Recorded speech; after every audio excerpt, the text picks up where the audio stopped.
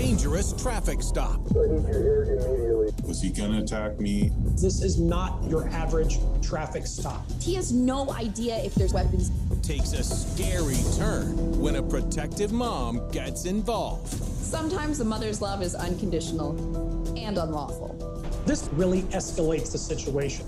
And later, captured on surveillance video outside their house. My husband comes running, yelling, "Come here, come here." a couple's quiet night at home turns into terror. What were his intentions? Who else was with him? I don't even want to leave my house. Traffic stop turns terrifying for an Idaho officer. November 21st, 2016. Lewiston, Idaho. Police are on the hunt for 20-year-old Jesse Harrell. He has a rap sheet a mile long. He had multiple warrants for his arrest, 2 for driving without privileges, and then a felony warrant for malicious injury to property, and for a felony aggravated assault where he had actually used a pistol and had assaulted a citizen. Really just a loose cannon. And so it's very important that this person be apprehended because he was a danger to public safety. With his criminal patterns, if officers don't catch him, he will escalate. Police know Jesse is probably armed, but they aren't sure where he is. The police had a hunch that Jesse might be staying at his mother's house. Some of the police are assigned to monitor his mom's house, while Officer Woods patrols the streets nearby. So they actually put a lookout outside the house to keep surveillance on it to figure out whether or not he was staying there. When the officers are casing this house, they want to see who's coming and going, is there heavy traffic, and most importantly, is Jesse there? At one point, something catches their attention. They see a green car pull out of the driveway of this house, and their first instinct is to wonder, is Jesse inside? So they send Officer Woods to go check it out. Officer Woods knows the car. It belongs to Jesse's mother, Angelia. I pulled the car over a week before for the no registration, and I knew that his mother was driving the vehicle. So now he tries to quickly and strategically force Angelia to stop. I tried to get into a position where I'd be able to catch up to the vehicle and make a traffic stop.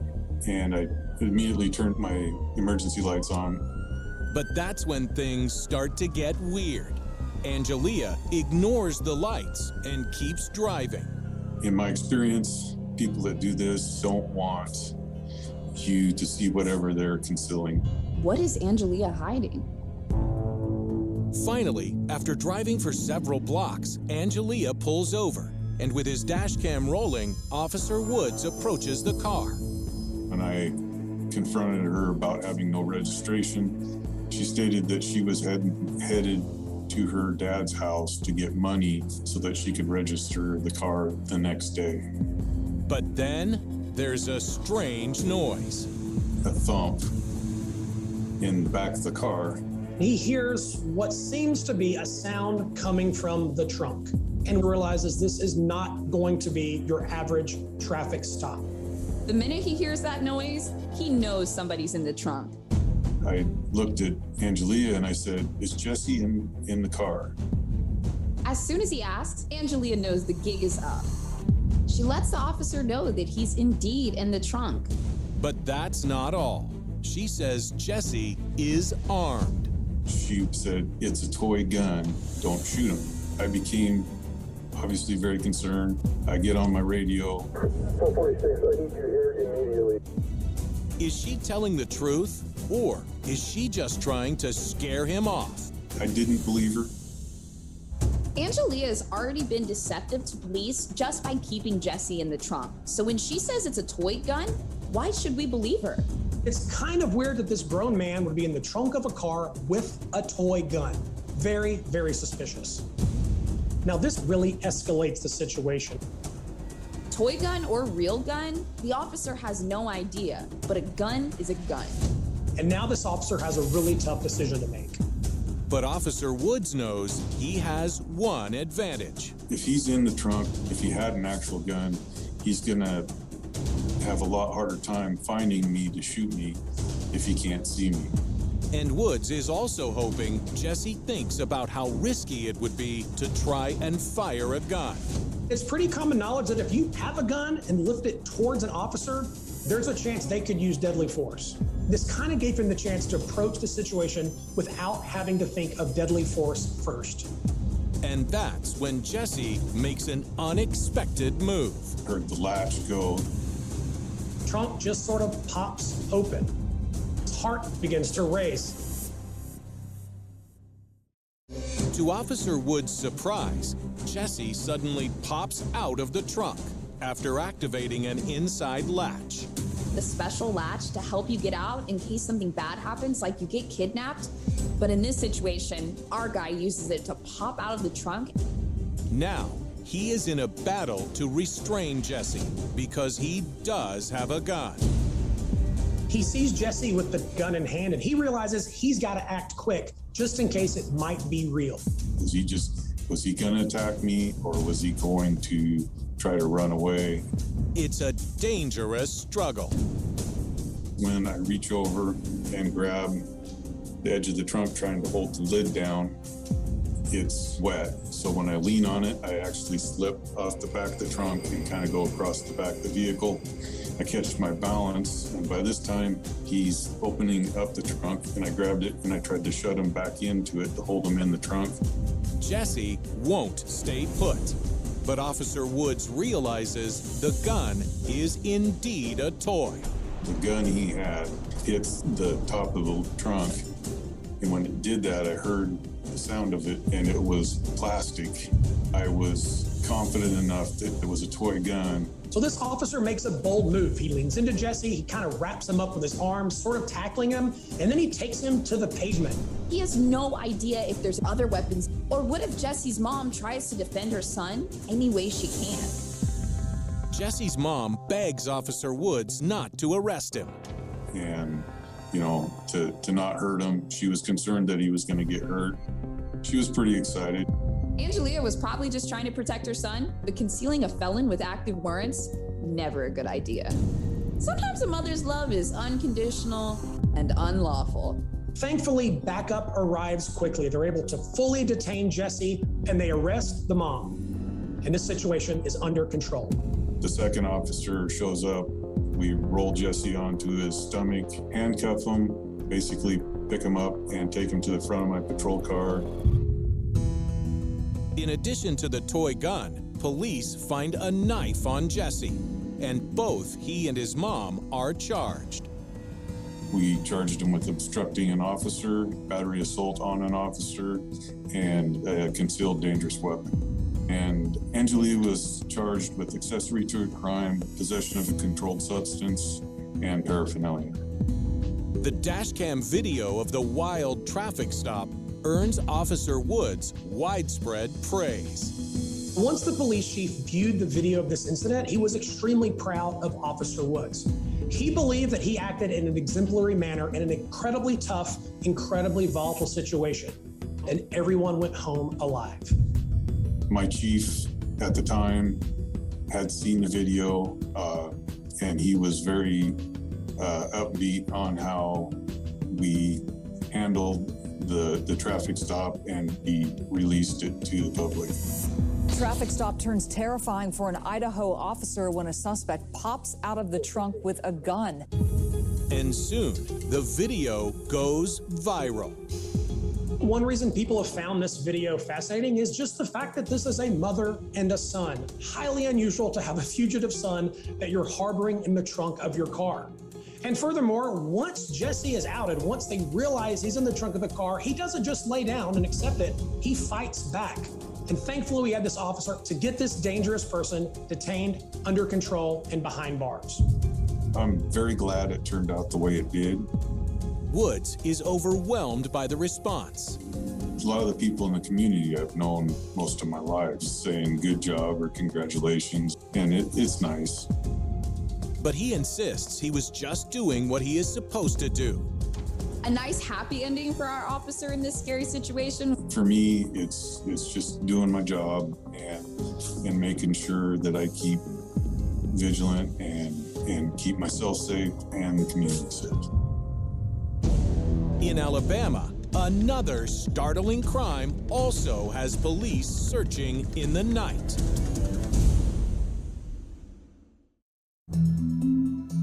December 31st, 2015, 11 p.m., near Birmingham, Alabama. Danielle Yancey and her husband are celebrating New Year's Eve at home. Usually we stay in on New Year's Eve just because of our dogs. We go to like an early dinner, come home, and just chill out. So I was in the back in our bedroom watching a movie, and my husband was in another room watching football on TV. But before the clock strikes midnight, their quiet evening takes a terrifying turn. Close to 11 o'clock, my husband comes running down the hallway yelling, and he was like, "Come here, come here." And I paused the movie, got up, and I was like, "What's going on?" And he's like, "There's a naked guy in our breezeway." Had no idea what was happening and didn't believe him. And he said, "Check the security camera." Danielle sees a mystery man on their doorbell camera. And to her horror, he is nude, wearing nothing but a sock and a Ronald Reagan mask. First of all, who does that?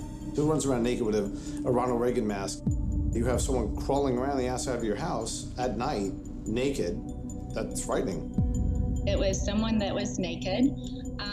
He had a mask on, a presidential mask, and he was kind of covered on his private part with a sock, and kind of kneeling down and looking in the windows. It just immediately gave me chills because it was very creepy. I'm not really sure what's more disturbing here, a naked man running up to a house or the naked man is wearing a Ronald Reagan mask. Still, even if they're tempted to laugh, Danielle and her husband know this could be very serious. You don't know at what point does it go from just being weird to being dangerous. What were his intentions? Who else was with him? A lot of these videos, we see one person. Is there more than one person involved? Where are they? What are they maybe armed with? I wonder if he had a gun. I know he's naked, but it could have been behind the breezeway wall and could have pulled it out. You get nervous about what ifs, what this person was going to do next. There was concern that it could have been someone that was actually a peeping Tom in our neighborhood. There were so many what ifs about this that I didn't know which way it was going to be. Could he have been someone that wanted to kidnap her? Or are they a stalker? For Danielle, it's a real fear. At the time, her life was very public because she was a reality TV star on the Bravo show Jersey Belle. I'm a kick-ass publicist from Jersey that married the man of my dreams and wound up living in Mountain Brook, Alabama. And this wouldn't be the first time her celebrity status had resulted in unwelcomed negative attention. People would drive up, knock on my door, look in the windows. So it was a little creepy, just, as a public figure, I mean, of course, I knew that was part of it. Celebrities tend to be magnets for weirdos. Unfortunately, a lot of celebrities are the victims of things like this. And this time, Danielle's husband isn't interested in taking any chances. To cause her husband to come out and confront this person. My husband went out the door and tried to run after him. If someone is willing to do something like that, what else are they willing to do? Danielle's husband races after the intruder, but can't find him.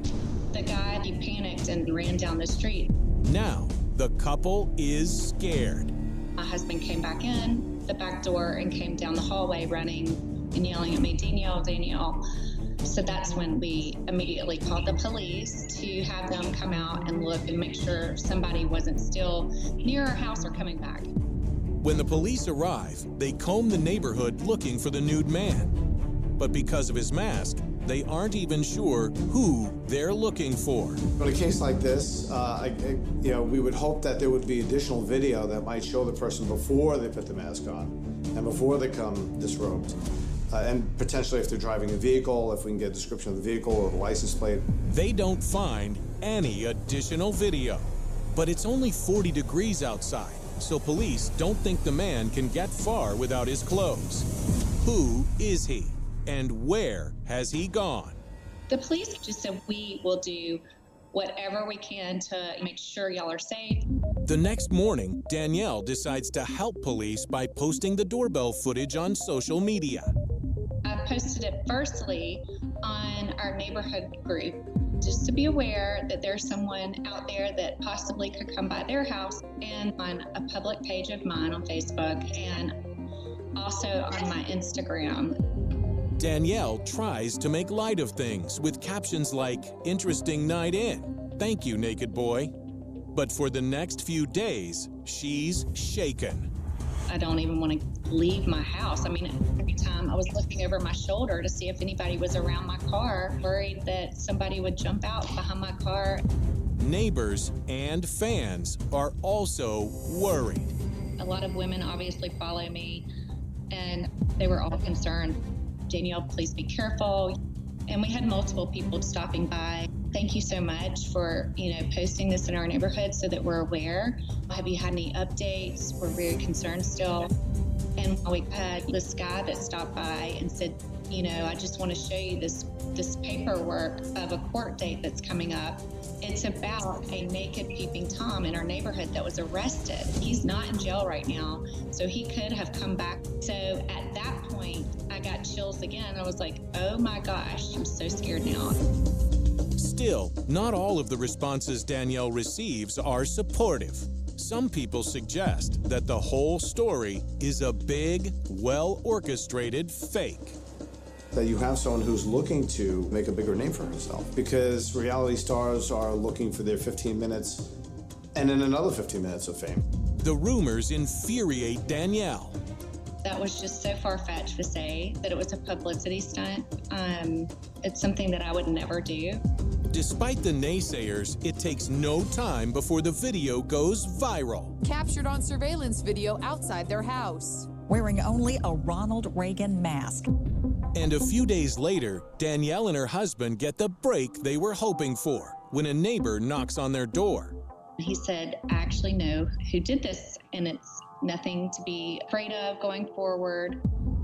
The man tells Danielle that the intruder is actually just an embarrassed teenage boy from the neighborhood, a kid who got carried away with some friends. Danielle gives the information to police, but because he's underage, they don't release the suspect's name to the public. We find out that this is a prank. It's a stupid prank. I guess the boys decided to pull this prank on New Year's Eve and thought it would be funny. But neither Danielle or authorities are amused by the prank. Because joke or not, the reality is it could have resulted in dire consequences. Because of the danger potential. Alabama is what's referred to as a castle doctrine state, which basically means if the homeowners in Alabama feel threatened by someone who enters their property, and if they have firearms, they may end up shooting the person. That is a very potentially violent and deadly situation that could very well have ended very tragically for the prankster. There was a couple of guys that stopped by and they were like, well, if he'd come on our property, I might have shot him. On Facebook, Danielle writes a long, grateful post to inform everyone that the mystery man has been identified. But she and her husband decide not to press charges.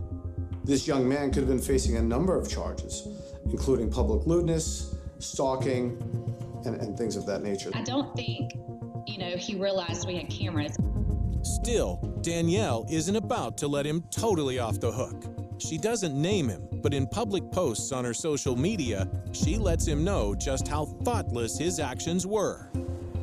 I know it's a funny prank, but with a mask on like that, it is super scary. And I just wanted to let you know to be careful because it could have been a lot scarier than you think. And Danielle's message does not fall on deaf ears.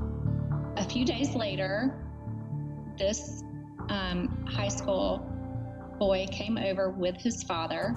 He did say they were playing cards and For some reason, they have presidential masks when they were playing cards, and somebody had an idea to go knock on someone's door nude. I was a little bit mad. Why did they choose our house? And was it targeted to us? And he said, no, ma'am, this was just a house that was, at the corner and all your lights are on. And he just said, I'm so sorry for pulling this prank. Now, both Danielle and police hope the incident serves as a warning.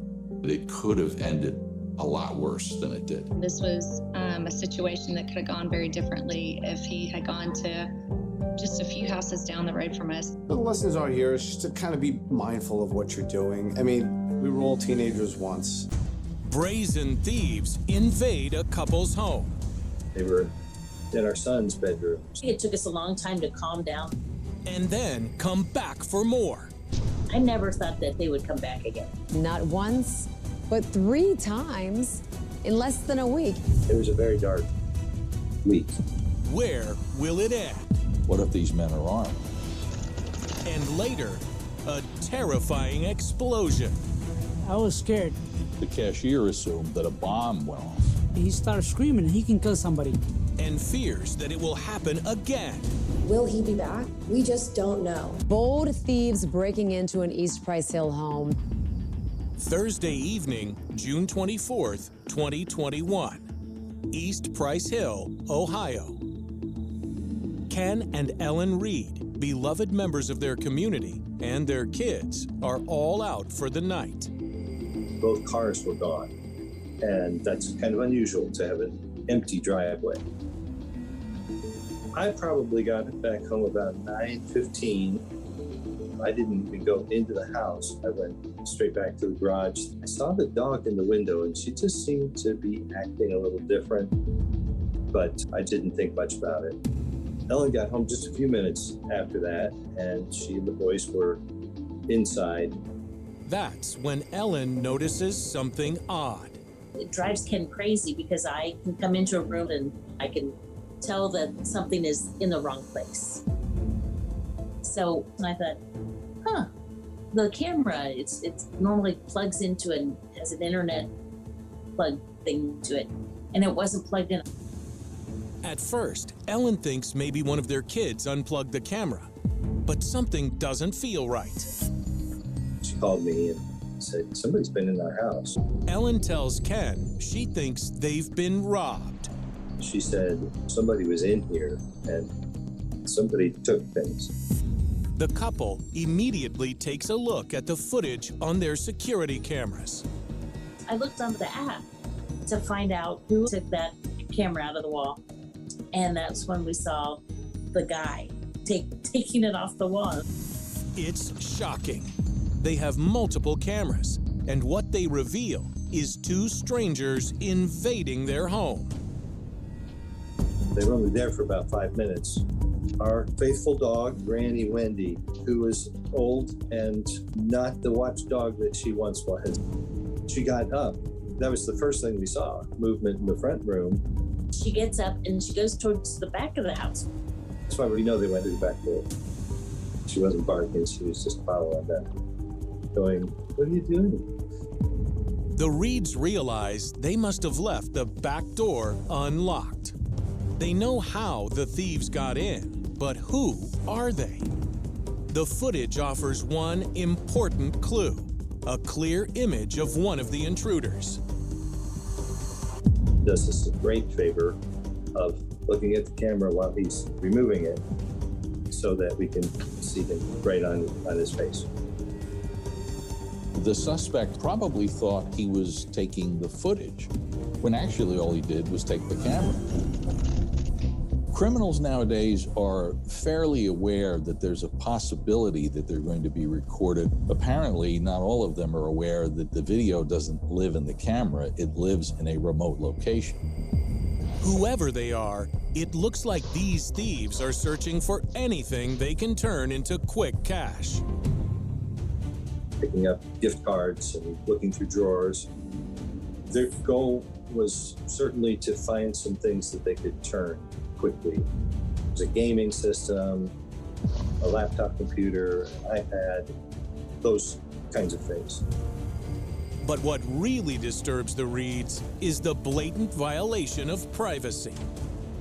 We saw the jewelry had been dumped out, and they were in our son's bedrooms and, rooting through things. Definitely shocked, like, this doesn't happen. The Reeds report the theft to the police, hoping the intruders will be caught. I never thought that they would come back again. Just one day after they are robbed, the Reeds get hit with more bad news. Friday morning, my sister called and said, Dad isn't answering his phone. And I went and found my father dead on the floor at 89 years old. You can just imagine, processing a lot of things. Friday evening, we were gone for about 3 hours. While they are out, Ellen gets a troubling message. Ellen gets a note from a bank that says, someone's tried to use your credit card for $500. Is that you? The Reeds have a bad feeling, so they rush home. And what they find is shocking. Their home has been broken into again. They went into the garage and they got a crowbar and they pried open the basement door. So the alarm is going off. The dog is barking at them. But they're just ignoring all that.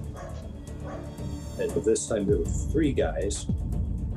A lot of people overlook that the basement is a perfect way, in many cases, for burglars to gain access to your home. But once again, the bandits don't seem to realize they've been caught on camera. And they took 2 more of the cameras, but they didn't see the last one. So we got a picture of them. And when the couple compares images from the 2 robberies, they're horrified. This is clearly the work of the very same band of thieves. And this time, they've come back to grab big-ticket items. I have a music and video recording studio in the basement. And they got a monitor and an iPad and a MacBook Pro and a camera, a nice SLR camera. The thieves also take a priceless family treasure. They stole Ellen's purse, and her purse happened to be made of ties that her dad had worn, and he's gone now. So it was a one-of-a-kind special purse. It's almost too much to comprehend. The couple can't believe they've been robbed a second time. And boy, that was terrible. I guess I thought one and done sort of thing. It's also scary. What if they had walked in on these burglars? What if the Reeds come home during the burglary? What if these men are armed? And that isn't the worst of it. Incredibly, on Tuesday, just 4 days after the first robbery, the couple realizes they've actually been robbed 3 different times. We saw some slats in our privacy fence in the back behind the garage had been removed. Inside the garage, Ken discovers that some of his power tools are missing. This is the only place in the house where there are no cameras, and he's convinced the robbers figured that out and came back for more. No doubt it was the same guys, and they were being a little more cautious that time. It's a brazen act, and it leaves the couple rattled. It's fairly rare that burglars will return this many times. It took us a long time to calm down that night because we're just, it was very unexpected. It was a very dark week. Adding to the couple's frustration, even after they report the 3rd theft, no detectives are assigned to help them. It wasn't a high priority. It was just a relatively small theft and break-in. It just wasn't on their to-do list. So Ken and Ellen decide to seek help elsewhere. I had put a Facebook post, please pray for me, and The next day, I got a friend request from somebody I didn't recognize, but it turned out to be the reporter from a local news station. Bold thieves breaking into an East Price Hill home, not once, but 3 times in less than a week. Once it goes public, the story instantly goes viral. And when the community learns that the Reeds have lost more than $10,000 in the triple robberies, they are angry because the Reeds are highly regarded in the area. We started a house church. We try to be a place where the kids come to play. We have basketball in the backyard and a trampoline. Neighborhood kids come in and out. Friends and neighbors rally to help the Reeds. So friends heard about this, right? A guy gives me $500. These other friends start a GoFundMe fund for us. And that raised, $12,000. It was pretty amazing. And with all the spotlight on the story, police also pay attention, devoting more resources to tracking down the bold trio of thieves. Detective who lives in our neighborhood came and was dusting prints and stuff like that. Within weeks, police arrest one of the suspects. To the Reeds' shock, the 20-year-old, who is charged with burglary in the 2nd degree, turns out to be someone who had recently visited their home. I remember some guys coming a few months ago, but they were strangers to us. And they just asked if they could jump on the trampoline. Came back a few days later, asked if they could play basketball. The 2 other suspects have yet to be arrested, but when they are, they too will face tough penalties. In this case, these burglars will face charges of burglary and theft, the theft being graded by the value of how much they took. Ellen's treasured purse is never recovered, but they do get back some of the other stolen goods, including some that police recover from a pawn shop. The harrowing ordeal has forced the Reeds to make some changes. I feel like we're a fortress now. Ken's put more cameras up. We've got one of those little Ring doorbell things. Still, the couple refuses to be bitter. What we've been praying is that the hearts of these young men will change so that they want to do something different with their lives. And there's one thing the robbers could never take: this couple's giving, loving nature. We will still have kids in our yard jumping on the trampoline.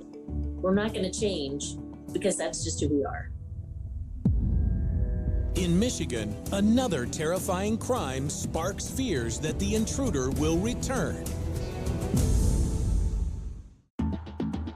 September 3rd, 2020.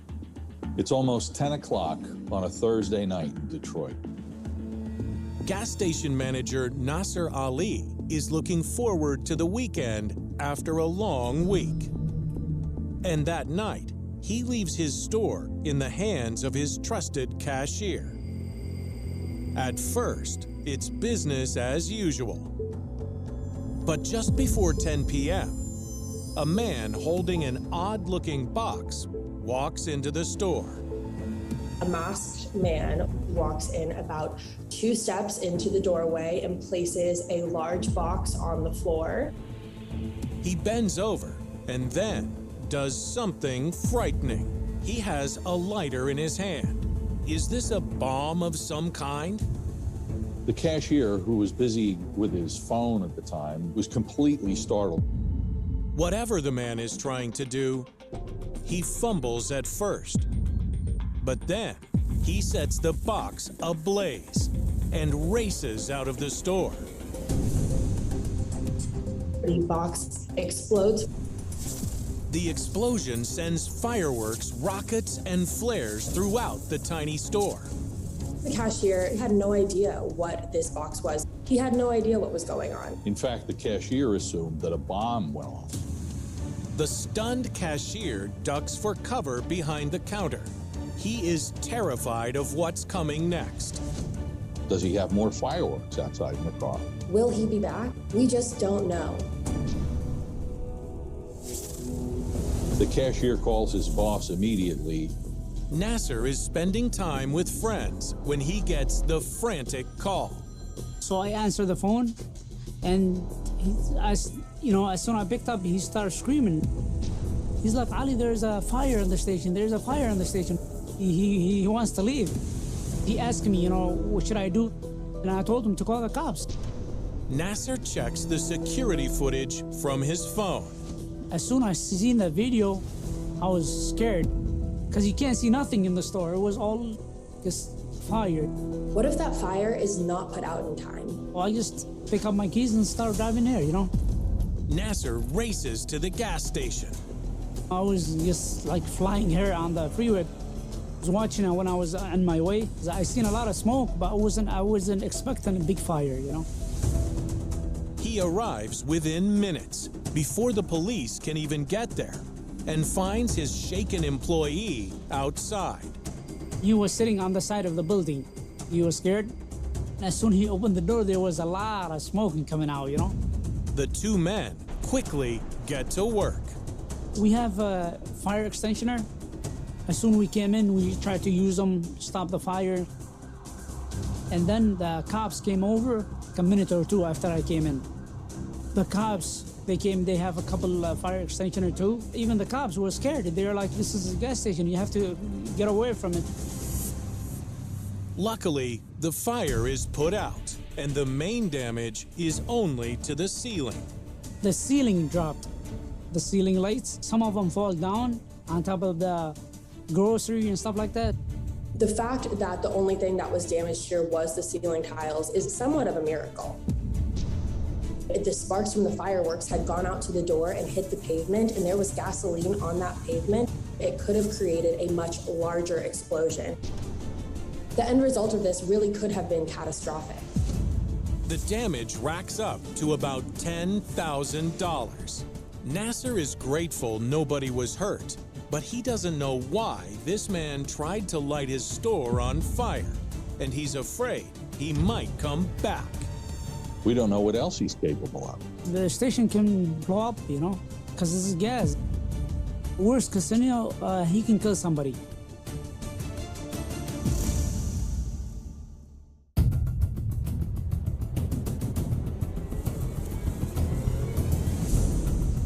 Nasser wonders if the fiery attack on his gas station was personal. I don't have no problem with anybody. If he comes to me, if he has a problem with one of my workers, I will solve it. I will do what I can. As he tries to figure out who targeted him and why, Nasser studies the surveillance footage for clues. I was actually trying to zoom in to see if I can know his face. I never seen him before. We have no idea who this man is. Police are also at a loss. The detective, he said that guy has a mask on, so it was kind of hard to search for him. In today's day and age, all bets are off because people walk around with masks everywhere, whether it's in a bank or a school or a store, anywhere. Hoping someone will come forward with information, police release the video to the public. To the media, on social media, to try to get whatever tips they can. News outlets across Detroit repost it online. For the investigation of criminal acts, the quick and real-time dissemination of video can be vital to gathering whatever evidence you can by, within seconds, disseminating it to thousands of people. The video quickly goes viral. Never knew until one of my brothers sent me the video. They're like, what's going on? He's like, your station is posted all over. Comments pour into social media, condemning the dangerous, senseless attack. The vandal could have killed somebody. But the only real clue police have is that it seems the suspect had a getaway car and that his crime was premeditated. One of our customers, he was telling me that he ran outside and then his car was parked on the street. to avoid anyone seeing his license plate or seeing what kind of car he was driving. It was very strategic and very calculated. So he knows what he's doing. So he knows he's gonna put the fire and start running. Even Detroit's green light program, meant to curb crime, did not deter this vandal. Police departments, they come, they install like 5 cameras, they put green lights on top of the canopy. Most of the gas stations on the city, they have them. It keeps all the troublemakers, the drug dealers out of the, out of your station because they think this has been watching, from the police station. But this suspect, who either didn't know or didn't care about the green lights, is still at large. If he is caught, he could face arson charges, which can carry a penalty up to 15 years in prison and fines of up to $30,000.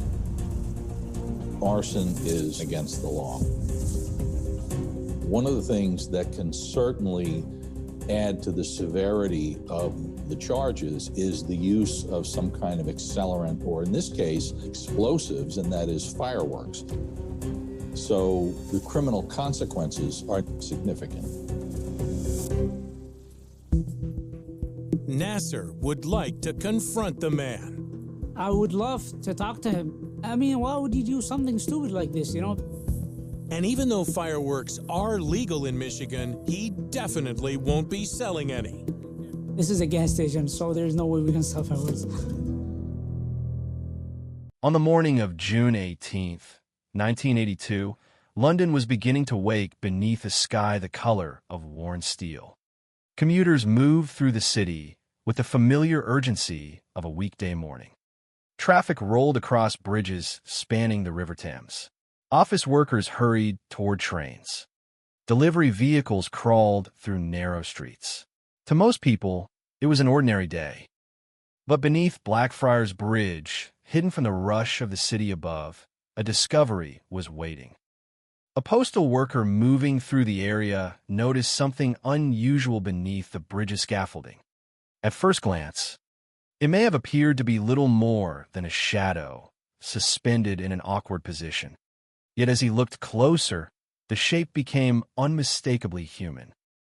Hanging beneath Blackfriars Bridge was the body of a man. That man was Roberto Calvi. Within hours, police officers, journalists, photographers, and investigators would descend upon the scene.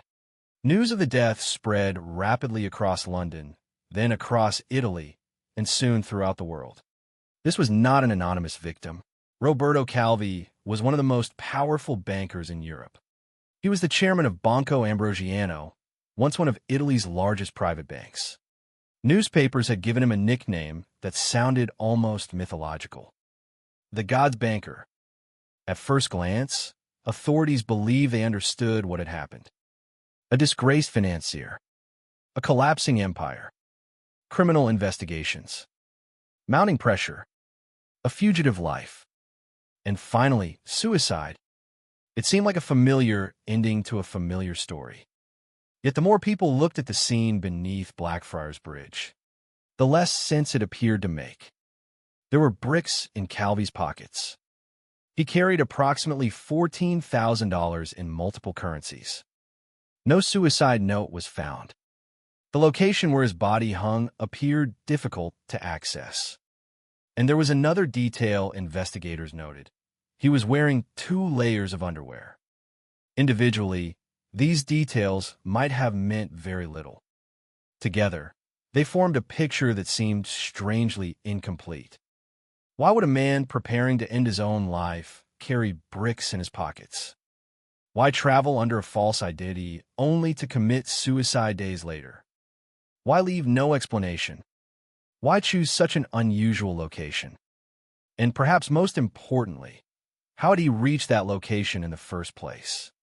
The questions began almost immediately. For Calvi's family, the official explanation never felt convincing. They challenged the conclusion that he had taken his own life. Others began asking the same questions. Journalists examined his final movements. Financial investigators revisited the collapse of his bank. Prosecutors explored possible connections to organized crime. Researchers dug into secret organizations operating within Italy's corridors of power. As the years passed, the mystery only deepened. Because Roberto Calvi was not simply a banker. His story existed at the intersection of several worlds. The world of international finance. The world of political influence. The world of secret networks. The world of organized crime.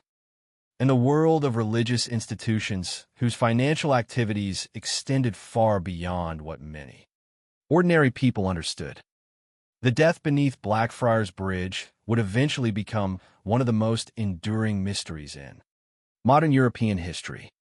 To understand why, it is necessary to step back from the bridge itself. Back before the hanging.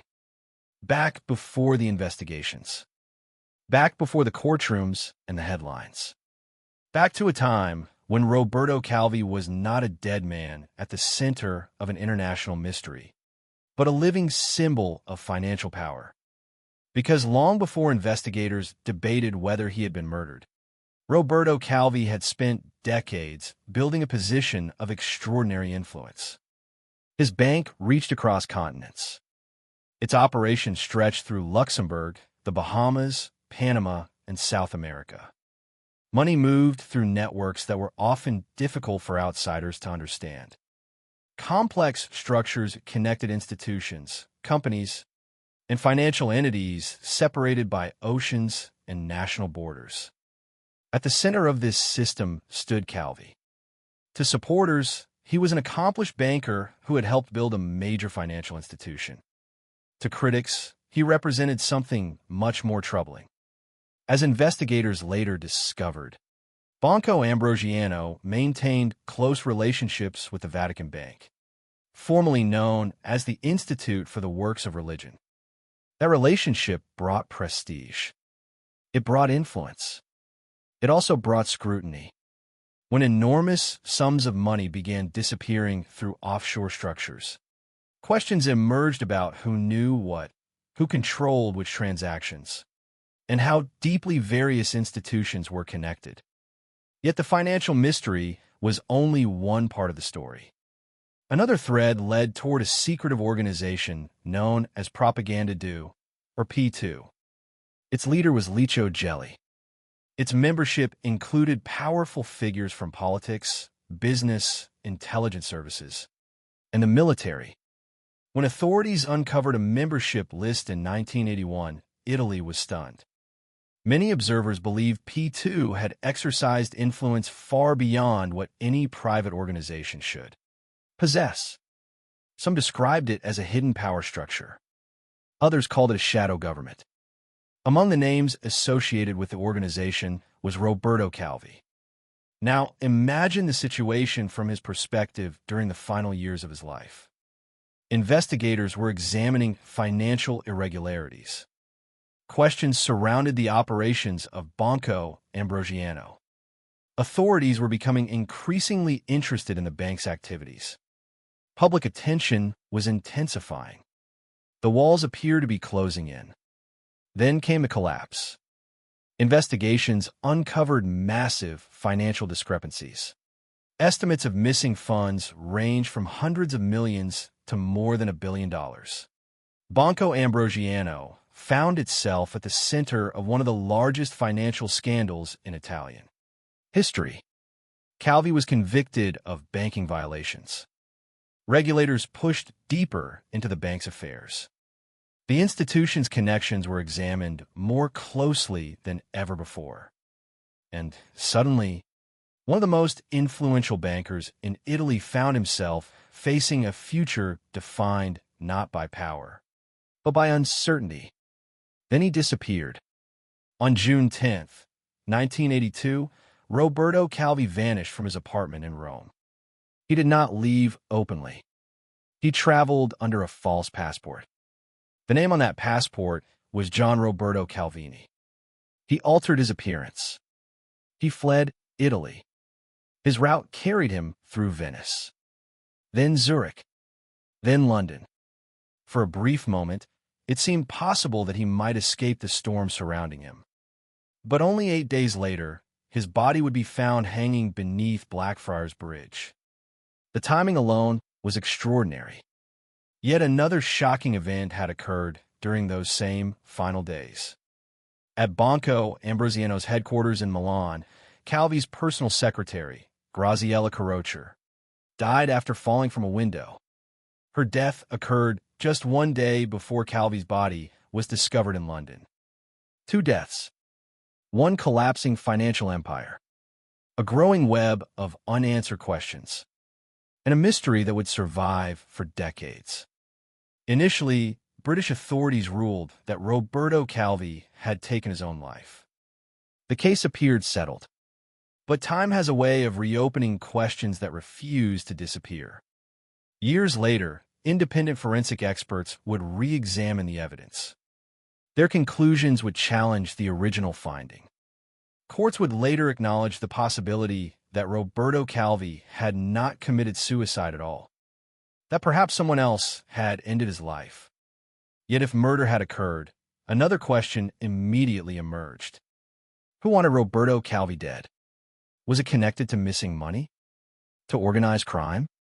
To the secretive network of P2? To sensitive financial relationships involving powerful institutions? Or was the answer hidden somewhere among all of these possibilities? More than 4 decades later, certainty remains elusive. The body was found. The death was recorded. The investigations were conducted. The trials were held. Yet the central mystery remains stubbornly unresolved. A banker fled his country under a false name. 8 days later, he was hanging beneath a London bridge. And despite decades of scrutiny, debate, and legal proceedings, the world still does not possess a definitive answer to the question that first emerged on that June morning in 1982. What really happened to Roberto Calvi? To understand why the death of Roberto Calvi became one of the most enduring mysteries in modern European history, it is necessary to understand the man himself. The image that survived in newspaper headlines after June 1982 was that of a disgraced banker found, hanging beneath a London bridge. But before he became a victim at the center of an international investigation, Roberto Calvi had spent decades building a reputation as one of the most influential figures in Italian finance. His story was not the story of a man who suddenly appeared in the public eye during a scandal. It was the story of a man who had climbed steadily through the ranks of a powerful institution, eventually finding himself surrounded by money, influence, and relationships that extended far beyond the walls of any ordinary bank. Roberto Calvi was born in 1920. Over the course of his professional life, he became closely associated with Banco Ambrosiano, a financial institution that would eventually become one of the most important private banks in Italy. Like many powerful figures in banking, his rise was gradual rather than dramatic. Years of work inside the institution allowed him to gain experience, build trust, and establish himself as a capable administrator. Eventually, he became the dominant figure within the organization. By the time he reached the position of chairman, Banco Ambrosiano had become a major force in Italian finance, and Calvi had become one of the most recognizable bankers in the country.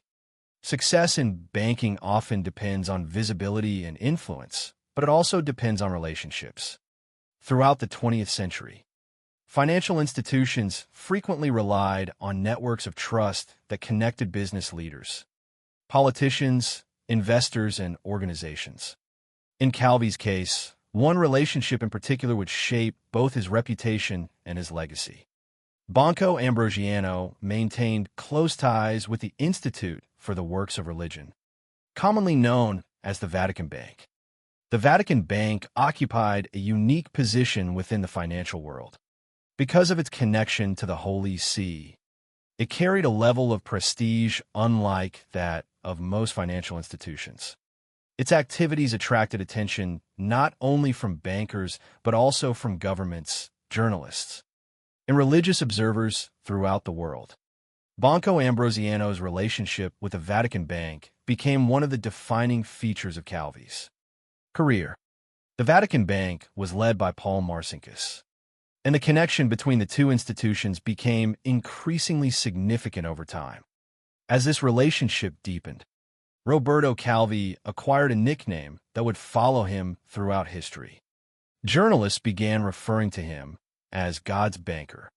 It was a title that captured public imagination immediately. The nickname suggested power, exclusivity, and access to financial circles beyond the reach of ordinary businessmen. Whether viewed with admiration or suspicion, the title transformed Calvi into a figure larger than life. Yet behind the nickname was a reality that was considerably more complex. During the 1970s, Banco Ambrosiano expanded its activities beyond Italy's borders. International finance was becoming increasingly interconnected, and banks sought opportunities in jurisdictions around the world. Under Calvi's leadership, a network of companies emerged across multiple countries. These entities appeared in places such as Luxembourg, the Bahamas, Panama, and various parts of South America. On paper, they formed an extensive international structure. In practice, many of these companies had little or no substantial business activity of their own. Instead, they functioned within a larger financial network that connected different transactions and institutions across continents. To the average observer, such structures were difficult to understand. Even experienced investigators would later spend years trying to untangle the relationships between various entities associated with Banco Ambrosiano. Money could move through multiple jurisdictions, pass through several organizations, and emerge somewhere else entirely. The complexity of these arrangements contributed significantly to the confusion that later surrounded the collapse of the bank. At the height of his influence, however, Roberto Calvi appeared to embody success. He occupied one of the most powerful positions in Italian banking. He oversaw a vast international network. He maintained important institutional relationships, and he moved within circles where business, politics, and influence often intersected. Yet the Italy of the 1970s and early 1980s was not a country defined by stability. It was a nation navigating the tensions of the Cold War. Political divisions ran deep. Public trust in institutions was frequently tested. Behind official structures, many Italians believed that unseen networks exercised influence over important decisions. Conspiracy theories circulated widely. Allegations involving corruption and hidden power were common topics of discussion. In this environment, organizations operating outside traditional public oversight attracted enormous attention. Few organizations generated more controversy than propaganda do, commonly known as P2. Officially, P2 was a Masonic lodge. In practice, it became one of the most controversial organizations in modern Italian history. The group was led by Licio Gelli and included an extraordinary collection of influential individuals, politicians, military officers, businessmen, intelligence figures, and other powerful personalities were reportedly connected to the organization. To supporters, P2 represented a network of influential people united by shared interests and goals. To critics, it represented something much more dangerous. Many observers believed that the organization exercised influence behind the scenes, affecting political and economic developments without public accountability. The controversy surrounding P2 exploded in 1981 when police discovered a list of its members. The revelation shocked Italy. Names associated with politics, business, and government suddenly appeared connected through a secretive organization that most citizens knew little about. Public reaction was immediate and intense. Newspapers devoted extensive coverage to the discovery. Political leaders faced questions. Institutions were forced to respond. The membership list fueled suspicions that powerful individuals had been operating within a hidden network beyond democratic oversight. Among the names associated with P2 was Roberto Calvi. His connection to the organization added another layer of complexity to an already controversial public image. He was no longer simply a banker with international financial interests. He was now linked to an organization that many Italians viewed with deep suspicion. The discovery of the P2 membership list occurred at a particularly dangerous moment for Calvi. Questions about Banco Ambrosiano were already beginning to emerge. Investigators and regulators were taking a closer look at financial activities connected to the bank. Public scrutiny was increasing. Journalists were paying greater attention to relationships that had previously existed beyond the spotlight. Looking back, the period appears filled with warning signs. Yet at the time, many of those signs were not fully understood. From the outside, Banco Ambrosiano still appeared to be a major financial institution. Roberto Calvi still occupied a position of authority. The broader public could not yet see the full extent of the problems that were developing behind the scenes. Nevertheless, pressure was building. The international network of companies associated with the bank was attracting attention. Financial transactions were receiving closer examination. Questions arose regarding the movement of funds through offshore entities. As investigators looked deeper, concerns became more serious. The image of stability that had surrounded Banco Ambrosiano for years began to crack. For Roberto Calvi, this period must have represented a dramatic transformation. The qualities that had once contributed to his success were now becoming sources of suspicion. The international structures that had symbolized growth and influence were increasingly viewed as potential problems. Relationships that once enhanced his reputation now exposed him to additional scrutiny. His connection to the Vatican Bank became a focus of interest. His association with P2 became a subject of public discussion. His role within Banco Ambrosiano placed him directly at the center of every emerging question. Yet despite the growing concerns, the full scale of the crisis had not yet become apparent. The collapse that would eventually destroy Banco Ambrosiano still lay ahead. The criminal proceedings that would damage Calvi's reputation had not yet reached their conclusion. His dramatic escape from Italy was still in the future. The mysterious events beneath Blackfriars Bridge remained unimaginable. At this stage of the story, Roberto Calvi stood at the peak of a career built over decades. He was respected in some circles, distrusted in others, but undeniably influential. His decisions affected institutions across multiple countries. His connections linked him to powerful organizations.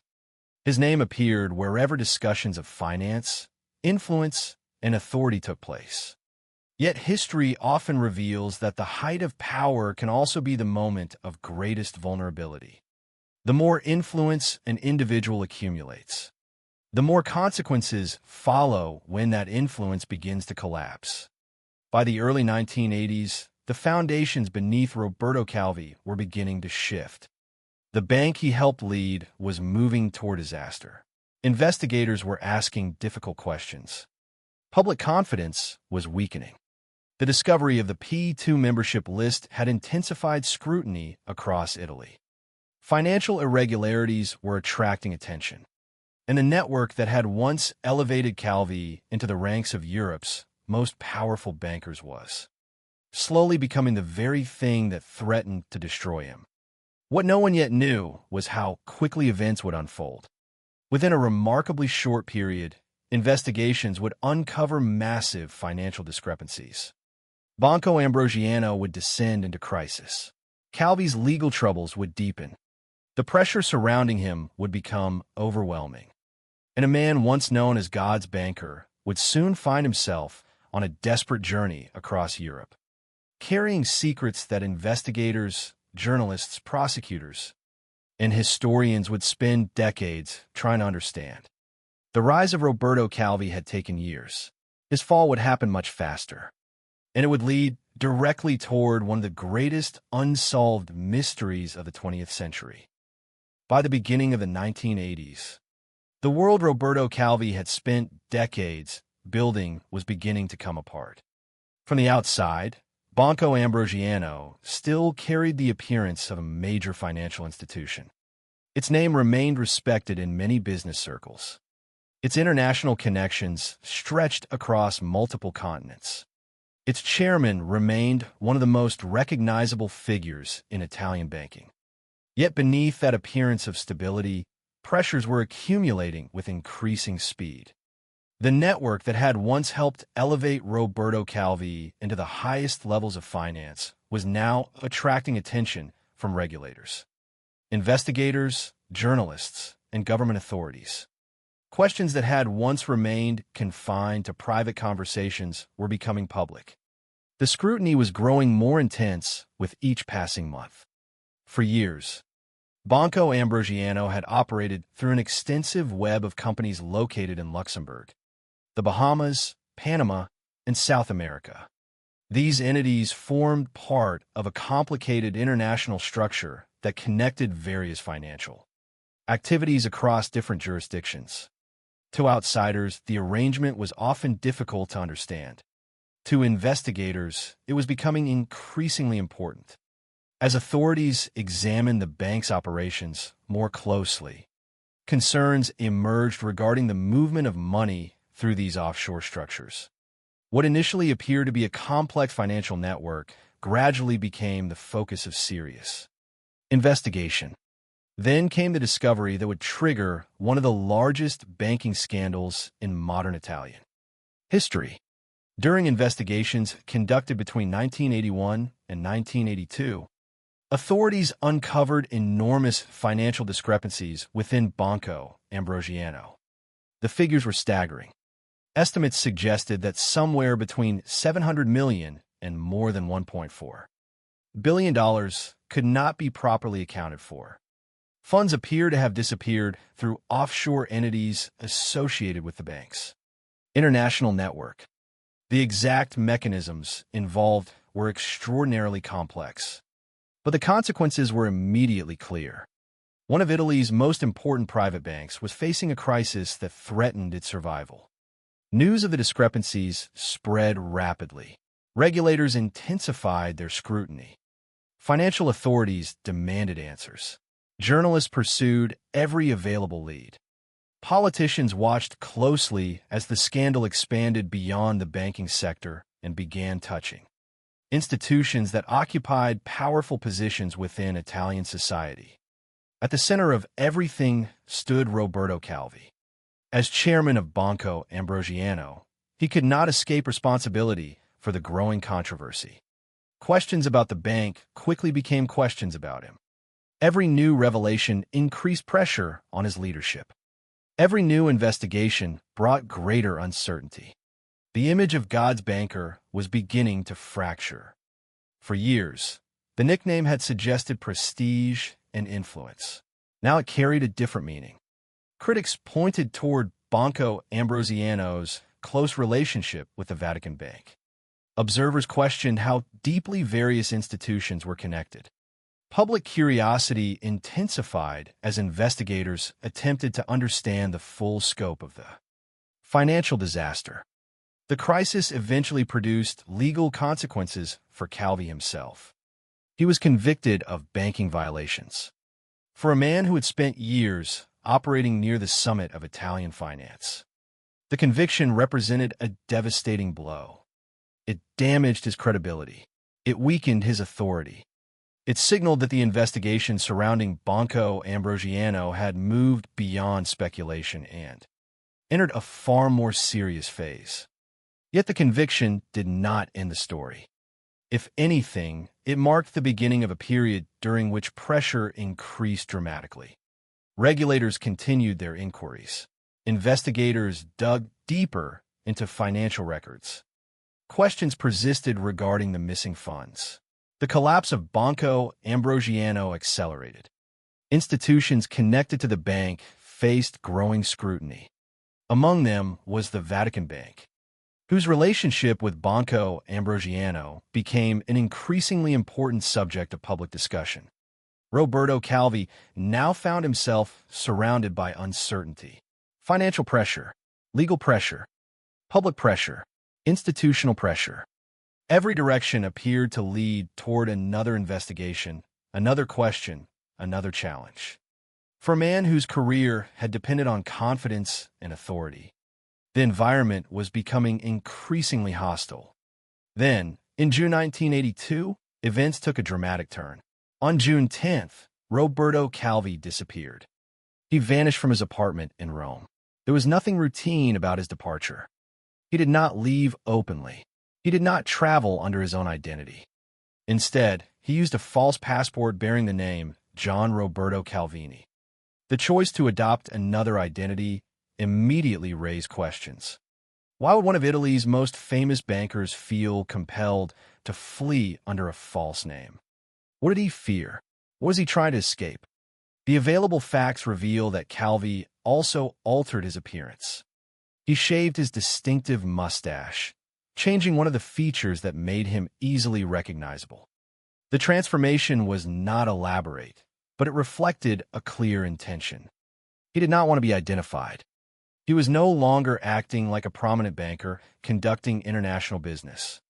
He was acting like a man attempting to disappear. His route out of Italy was equally revealing. From Rome, he traveled through Venice. From Venice, he moved to Zurich. From Zurich, he continued to London. The journey carried him across multiple countries and farther away from the investigations consuming his life. Whether he believed he was escaping danger, buying time, or searching for a solution remains unknown. What is certain is that he reached London alive. What happened afterward would become one of the greatest mysteries of the 20th century. While Roberto Calvi was making his way across Europe, another tragedy unfolded in Italy. At the headquarters of Banco Ambrosiano in Milan, his personal secretary, Graziella Carroccio, died after falling from a window. Her death occurred only one day before Calvi's body would be discovered in London. The timing immediately drew attention. Two individuals connected to the same collapsing institution had died within days of one another.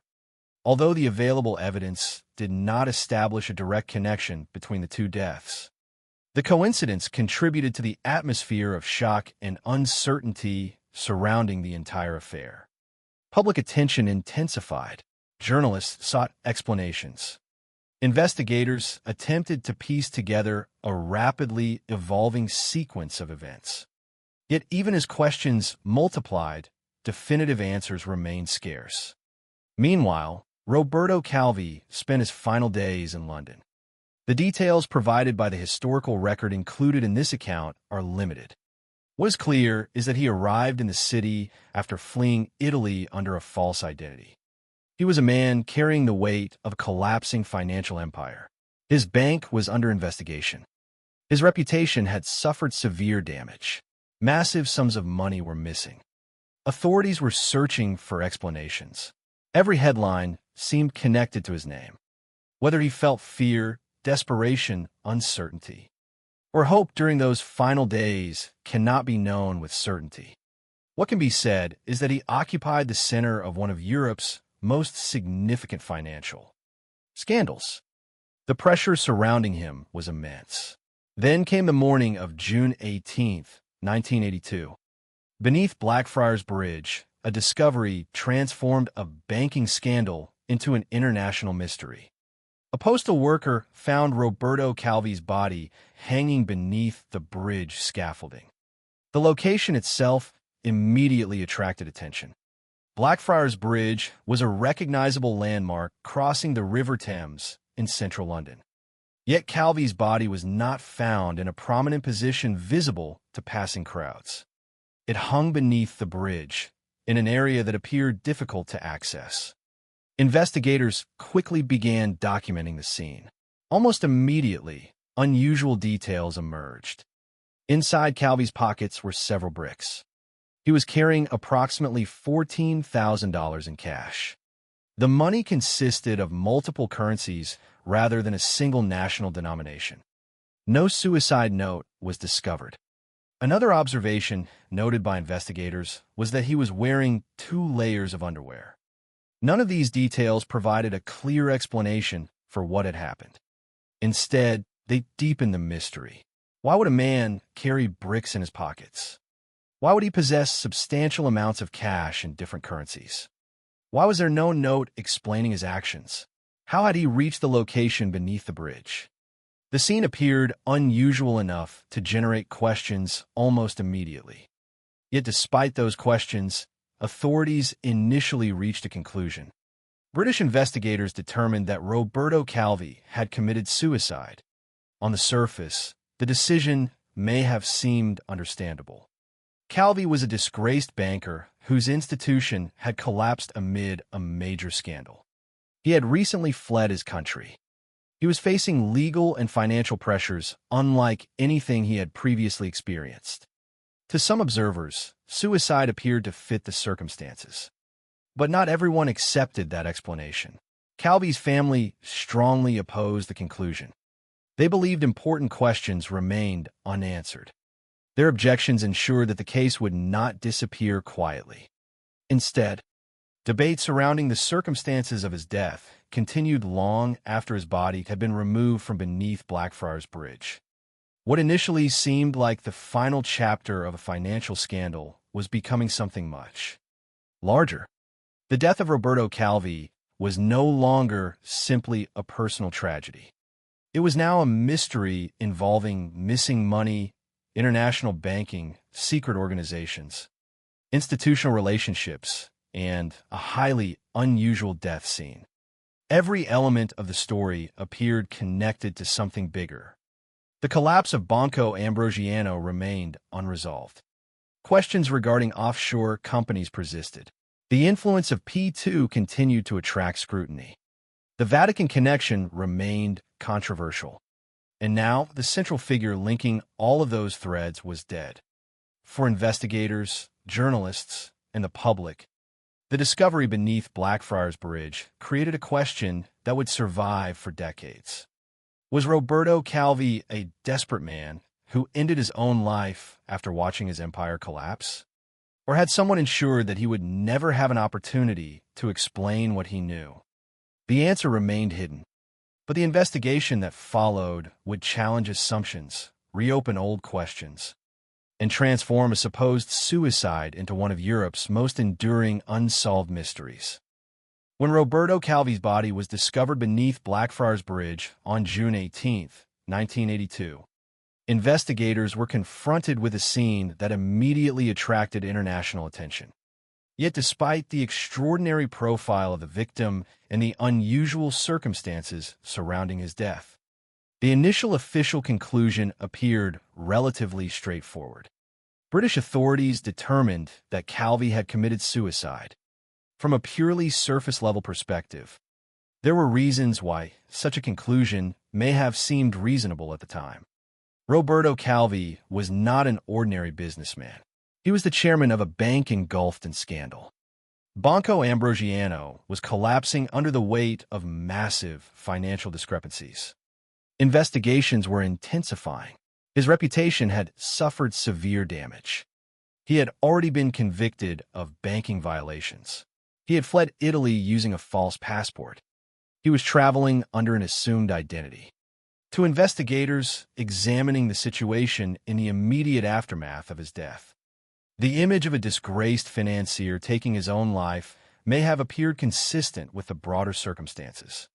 A man facing overwhelming legal, financial, and public pressure could, in theory, reach a breaking point. The apparent simplicity of that explanation allowed the case to move quickly toward closure.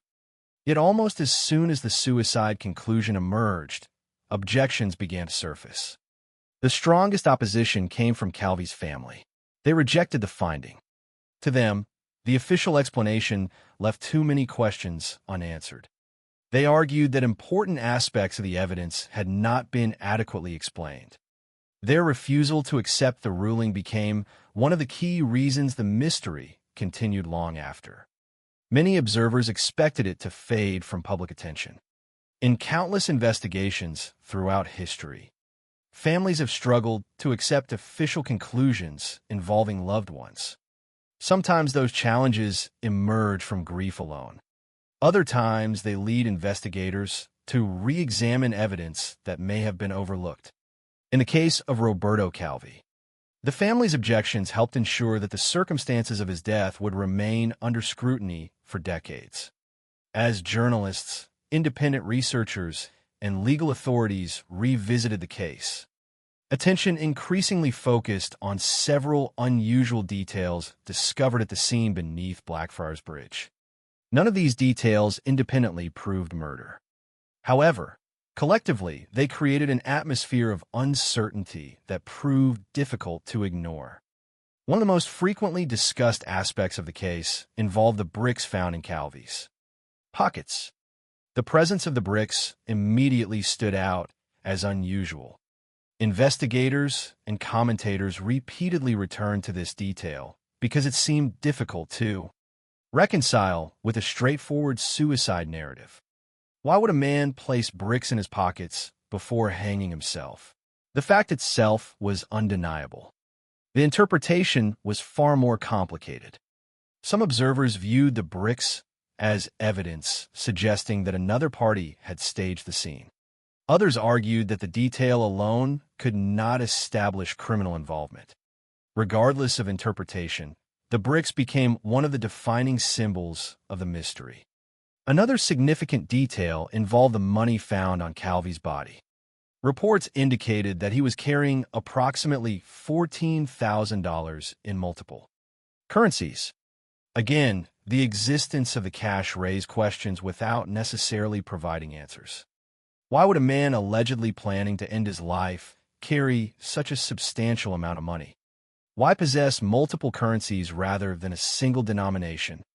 Investigators examined these facts, but no universally accepted explanation emerged.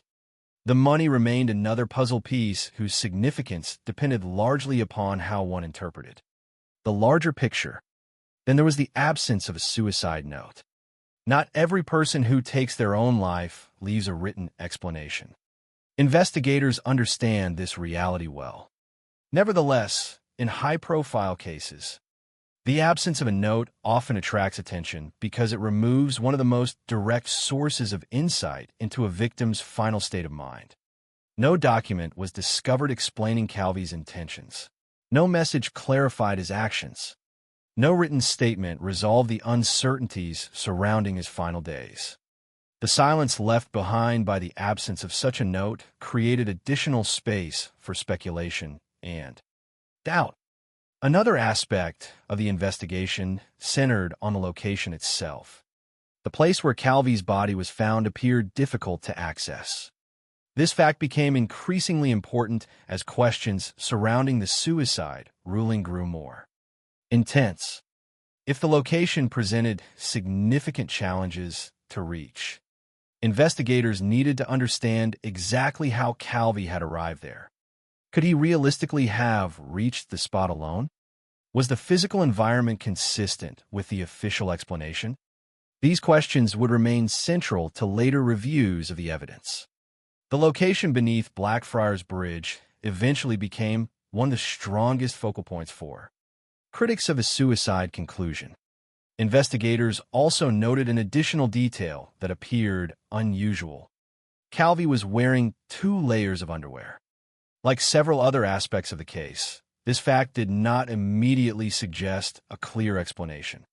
On its own, it proved very little. Yet within the broader context of an already puzzling death scene, even minor anomalies attracted attention. Over time, every unusual detail became part of a larger debate regarding what had happened beneath Blackfriars Bridge. As years passed, skepticism toward the original suicide ruling continued to grow. The case refused to disappear. Journalists revisited the evidence. Legal authorities continued examining various aspects of the Banco Ambrosiano collapse. Researchers explored possible connections between Calvi's death and the powerful institutions associated with his career. rather than settling into history as a closed case. The death remained the subject of ongoing discussion. The mystery deepened because Roberto Calvi's life had intersected with several controversial worlds. Simultaneously, he had connections to international finance. He had ties to the Vatican Bank. He belonged to the secretive P2 organization. He stood at the center of a financial scandal involving enormous sums of missing money. Any one of those elements would have attracted public interest. Together, they created an environment in which alternative explanations flourished. Over time, pressure mounted for a more thorough reassessment of the evidence. The most significant turning point came in 2002, 2 decades after Calvi's death. Independent forensic experts conducted a review of the available evidence. Their conclusions represented a major challenge to the original determination. According to the experts, it appeared highly unlikely that Roberto Calvi had hanged himself beneath Blackfriars Bridge. Their analysis suggested that the physical realities of the scene did not fit comfortably with the suicide explanation. More importantly, they concluded that evidence pointed toward the possibility that Calvi had been killed before his body was positioned beneath the bridge. This finding transformed the public discussion surrounding the case. What had once been viewed as a probable suicide increasingly came to be regarded as a potential homicide. The distinction was profound. If Calvi had not taken his own life, then someone else had played a role in his death. The investigation was no longer centered on understanding suicide. It was centered on identifying a killer. Following the forensic review, the broader legal perspective on the case began to shift. Courts in Italy increasingly acknowledged the possibility that Roberto Calvi had been murdered. Importantly, this did not mean investigators had solved the case. Recognition that homicide was plausible did not automatically reveal who committed the crime. Instead, it opened a new and even more difficult chapter. Once murder became a credible explanation, attention turned toward identifying potential perpetrators and motives. Several theories emerged. None achieved definitive proof. Yet each reflected the extraordinary network of relationships surrounding Calvi's life and career. The first major theory focused on organized crime, particularly the mafia. According to prosecutors, mafia groups may have used Banco Ambrosiano to move or launder money. When the bank collapsed, enormous sums became inaccessible or disappeared entirely. If criminal organizations had suffered substantial financial losses as a result of the collapse, they may have viewed Calvi as responsible. Additionally, investigators considered the possibility that Calvi possessed sensitive information regarding financial transactions. If he were willing or able to reveal that information, certain individuals could have perceived him as a threat. This theory attracted significant attention because it offered both motive and opportunity. Yet despite its popularity, definitive proof remained elusive. A second theory centered on propaganda due the secretive organization known as P2. Roberto Calvi's membership in P2 was already established. Investigators examining this possibility focused on a symbolic aspect of a death scene. Blackfriars translates to Blackfriars, a phrase associated with religious orders wearing dark robes. Some investigators noted that members of P2 allegedly refer to themselves as Fratineri, or Blackfriars. According to this interpretation, the location of Calvi's body may not have been chosen randomly. Instead, it may have served as a symbolic message directed toward individuals within the organization. Under this theory, the death functioned not merely as an act of violence, but also as a warning. Whether this symbolism reflected reality or coincidence became one of the most debated aspects of the investigation. Yet once again, compelling speculation did not produce conclusive proof. A third theory involved Calvi's knowledge of sensitive financial relationships connected to the Vatican Bank and the broader network surrounding Banco Ambrosiano. Supporters of this theory argued that Calvi possessed information capable of damaging powerful institutions or influential individuals. If he faced mounting pressure and legal jeopardy, he might eventually have revealed what he knew. In that scenario, eliminating him could serve as a means of protecting reputations, financial interests, or organizational secrets. Investigators considered this possibility seriously enough that it remained part of the broader discussion surrounding the case. However, as with the other theories, no direct evidence emerged that conclusively established such a motive or identified those responsible. The challenge facing investigators became increasingly apparent. Every major theory contained elements that appeared plausible, each connected logically to aspects of Calvi's life. Yet plausibility and proof are not the same thing. Courts require evidence. Investigators require facts capable of surviving scrutiny. Suspicion alone cannot solve a homicide. As years became decades, the investigation reached an uncomfortable reality. There was growing acceptance that Roberto Calvi may have been murdered. Yet there remained no definitive answer regarding who had committed the crime or who had ordered it. The evidence generated possibilities rather than certainty. Every path seemed to lead toward powerful institutions, influential networks, or criminal organizations. Yet every path eventually reached the same destination: unanswered questions. The death beneath Blackfriars Bridge had evolved from an apparent suicide into a suspected homicide. The official understanding of the case had changed dramatically. But despite countless investigations, extensive media coverage, forensic reviews, and legal proceedings, the central mystery remained intact. Roberto Calvi was dead. The circumstances of his death appeared deeply suspicious. Multiple motives could be imagined. Multiple theories could be constructed. Yet the identity of the person or persons responsible remained hidden. And that unresolved uncertainty would eventually carry the case into a courtroom, where prosecutors would attempt to transform decades of suspicion into legal proof. By the time the investigation into Roberto Calvi's death reached the courtroom, more than 2 decades had passed since his body had been discovered beneath Blackfriars Bridge. The years between 1982 and the eventual murder trial had been filled with competing theories, forensic reviews, public debate, journalistic investigations, and renewed legal scrutiny. What had once been treated as a suicide had gradually evolved into a case that many investigators, experts, and observers believed could have been a homicide. Yet believing that a crime had occurred and proving that crime in a court of law were two very different challenges. The legal system demanded evidence capable of surviving rigorous examination. Suspicion, no matter how widespread, could not substitute for proof. This distinction would ultimately define the courtroom phase of the Roberto Calvi mystery.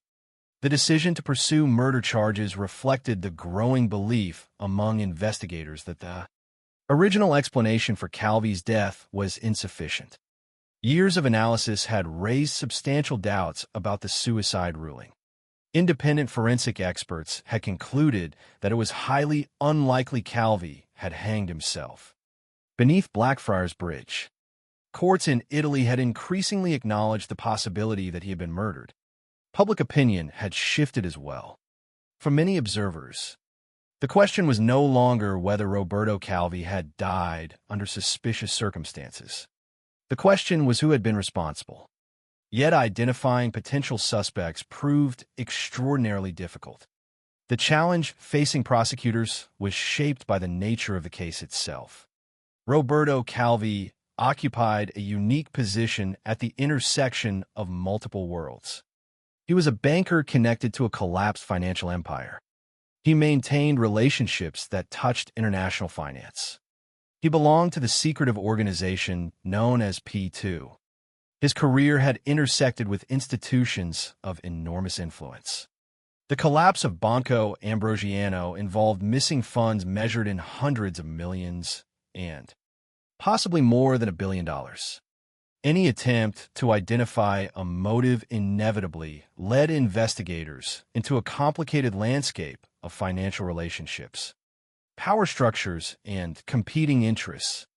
As prosecutors examined the available evidence, attention focused on individuals allegedly connected to organized crime and networks associated with the broader scandal. The prosecution's efforts eventually resulted in charges against several defendants. Among the most prominent were Giuseppe Callo and Flavio Carboni.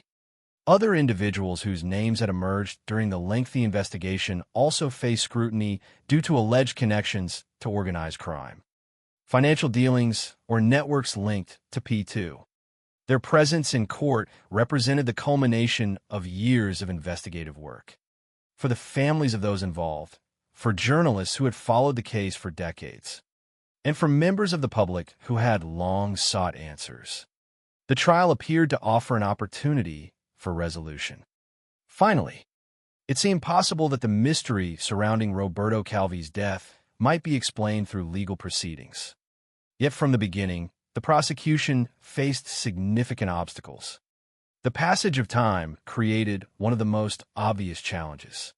More than 20 years had elapsed since Calvi's death. Memories fade. Witnesses become more difficult to locate.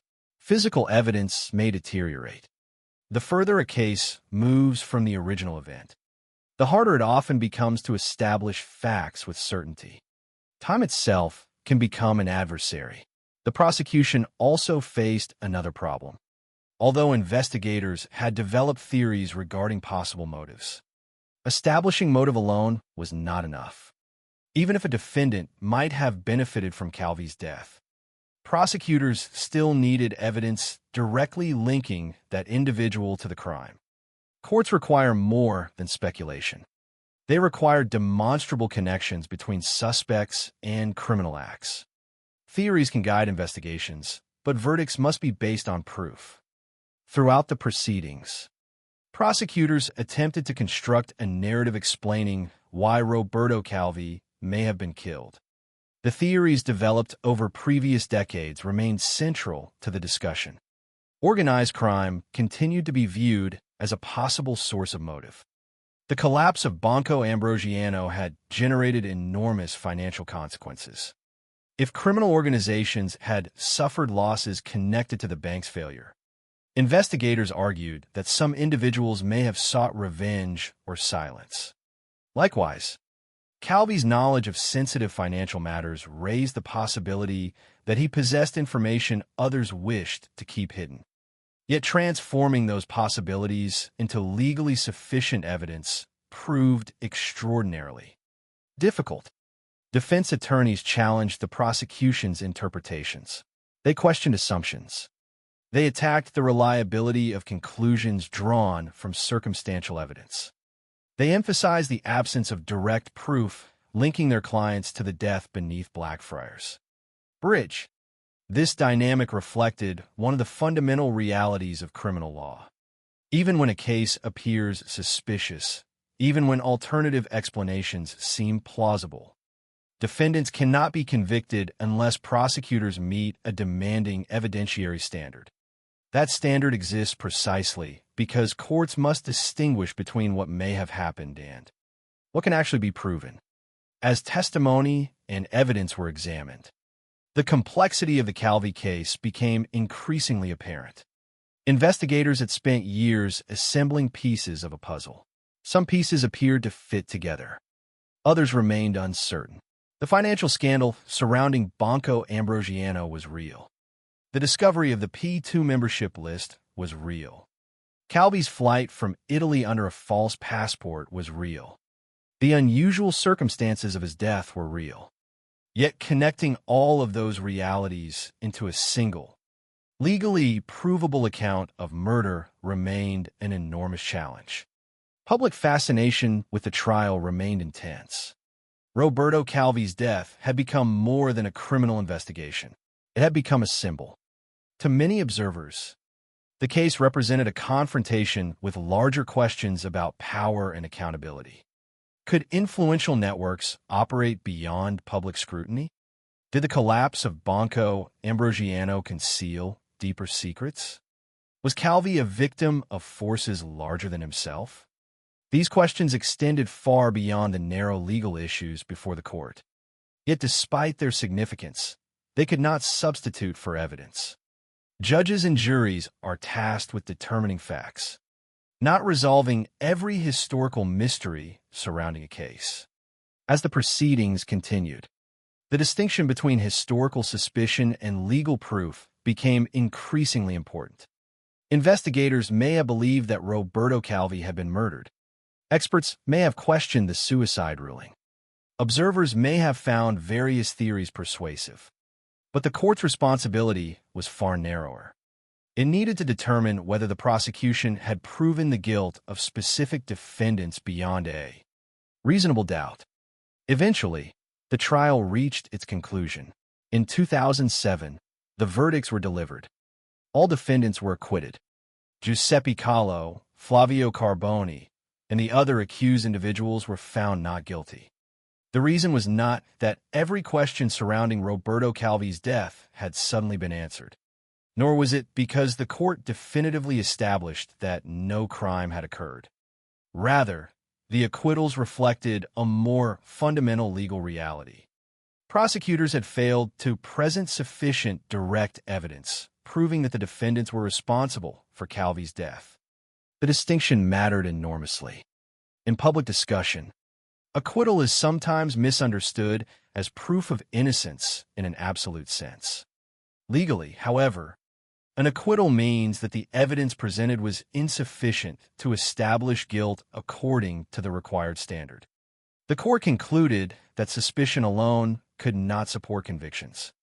Whatever doubts remained about the circumstances of Calvi's death, those doubts could not be transformed into criminal responsibility without stronger evidence. For many observers, the verdicts produced frustration. Decades of investigation had culminated in a trial that failed to provide definitive answers. The mystery remained unresolved. The questions that had first emerged beneath Blackfriars Bridge continued to linger. If Roberto Calvi had been murdered, who was responsible? If powerful interests had played a role, why had they not been exposed? If the death had been staged, who organized it? The acquittals left those questions unanswered. Yet the verdicts also highlighted an important principle. Courts exist to evaluate evidence, not to satisfy public curiosity. The legal process cannot fill gaps where proof is absent. In the Calvi case, those gaps remained substantial. Investigators had uncovered possibilities, connections, and theories. What they had not uncovered was enough evidence to convince the court that the accused individuals were guilty beyond a reasonable doubt. As a result, the trial ended without delivering the certainty many people had hoped to obtain. Roberto Calvi's death remained suspended between competing interpretations. The original suicide ruling had lost much of its credibility in the eyes of many observers. The homicide theory appeared increasingly persuasive to others. Yet no individual had been legally established as the killer. The courtroom, which many had expected would provide final answers, instead reinforced the mystery. The acquittals ensured that Roberto Calvi's death would continue to occupy a unique place in modern history. It was a case in which suspicion endured, but certainty remained elusive. A case in which investigators spent decades pursuing answers without achieving a definitive resolution. A case where the legal process examined the evidence in extraordinary detail and still emerged unable to identify a proven perpetrator. By 2007, the trial had ended. The defendants had walked free. The official proceedings were largely complete, yet the story itself was far from over. Because the legacy of Roberto Calvi's death extended far beyond any single courtroom. The unanswered questions surrounding his life, his bank, his connections, and his final days would continue shaping public discussion for years to come. And in many ways, the inability of the courts to provide a definitive answer became one of the most important parts of the mystery itself. More than 4 decades have passed since the morning when Roberto Calvi's body was discovered beneath Blackfriars Bridge. The scaffolding beneath the bridge is no longer crowded with investigators. The photographers who documented the scene have long since moved on. Court proceedings have come and gone. Witnesses have aged. Institutions have changed. Entire generations have grown up hearing the story not as a current event, but as a historical mystery. Yet despite the passage of time, the death of Roberto Calvi continues to occupy a unique place in modern European history. Many criminal investigations fade from public memory once legal proceedings conclude. The Roberto Calvi case followed a different path. Instead of disappearing, it became larger. The mystery survived because it touched issues that extended far beyond the death of a single individual. At its core, this was the story of a man. But surrounding that man were institutions, networks, and controversies that transformed his death into something much more significant. Roberto Calvi's legacy cannot be separated from the rise and collapse of Banco Ambrosiano, nor can it be separated from the relationships that defined his career. Throughout his life, he occupied a position at the intersection of international banking, political influence, secret organizations, and religious financial institutions.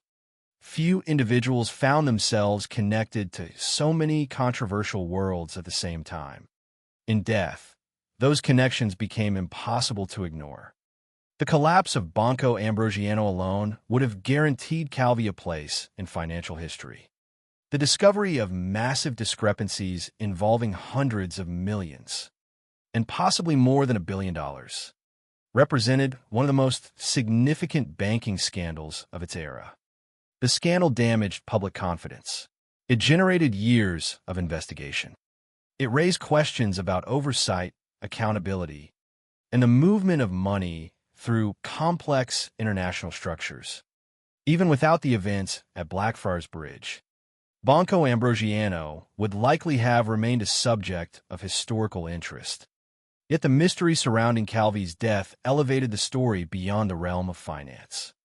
It became a human drama involving uncertainty, fear, power, and unanswered questions. The image of the chairman of a major bank fleeing Italy under a false passport before being found, dead beneath a London bridge, captured public imagination in a way few financial scandals ever could. The details were impossible to forget. A false identity, a secret journey across Europe, bricks in his pockets, multiple currencies, no suicide note, a location that appeared difficult to access. Every element seemed to invite further scrutiny. Every fact appeared to point toward a deeper story hidden beneath the surface. One reason the case continues to endure is because its central mystery remains unresolved. Human beings are naturally drawn to unanswered questions. We seek explanations. We look for patterns. We search for conclusions that allow events to make sense. The Roberto Calvi case denies that satisfaction. Despite decades of investigation, no definitive answer has emerged. Instead, history has preserved a collection of possibilities. Some investigators believed organized crime may have played a role. Others focused on Calvi's membership in P2. Still others examined the possibility that sensitive financial knowledge connected to powerful institutions created motives for silence. Each theory offers a framework through which the evidence can be viewed. Each contains elements that seem plausible, yet none has been conclusively proven.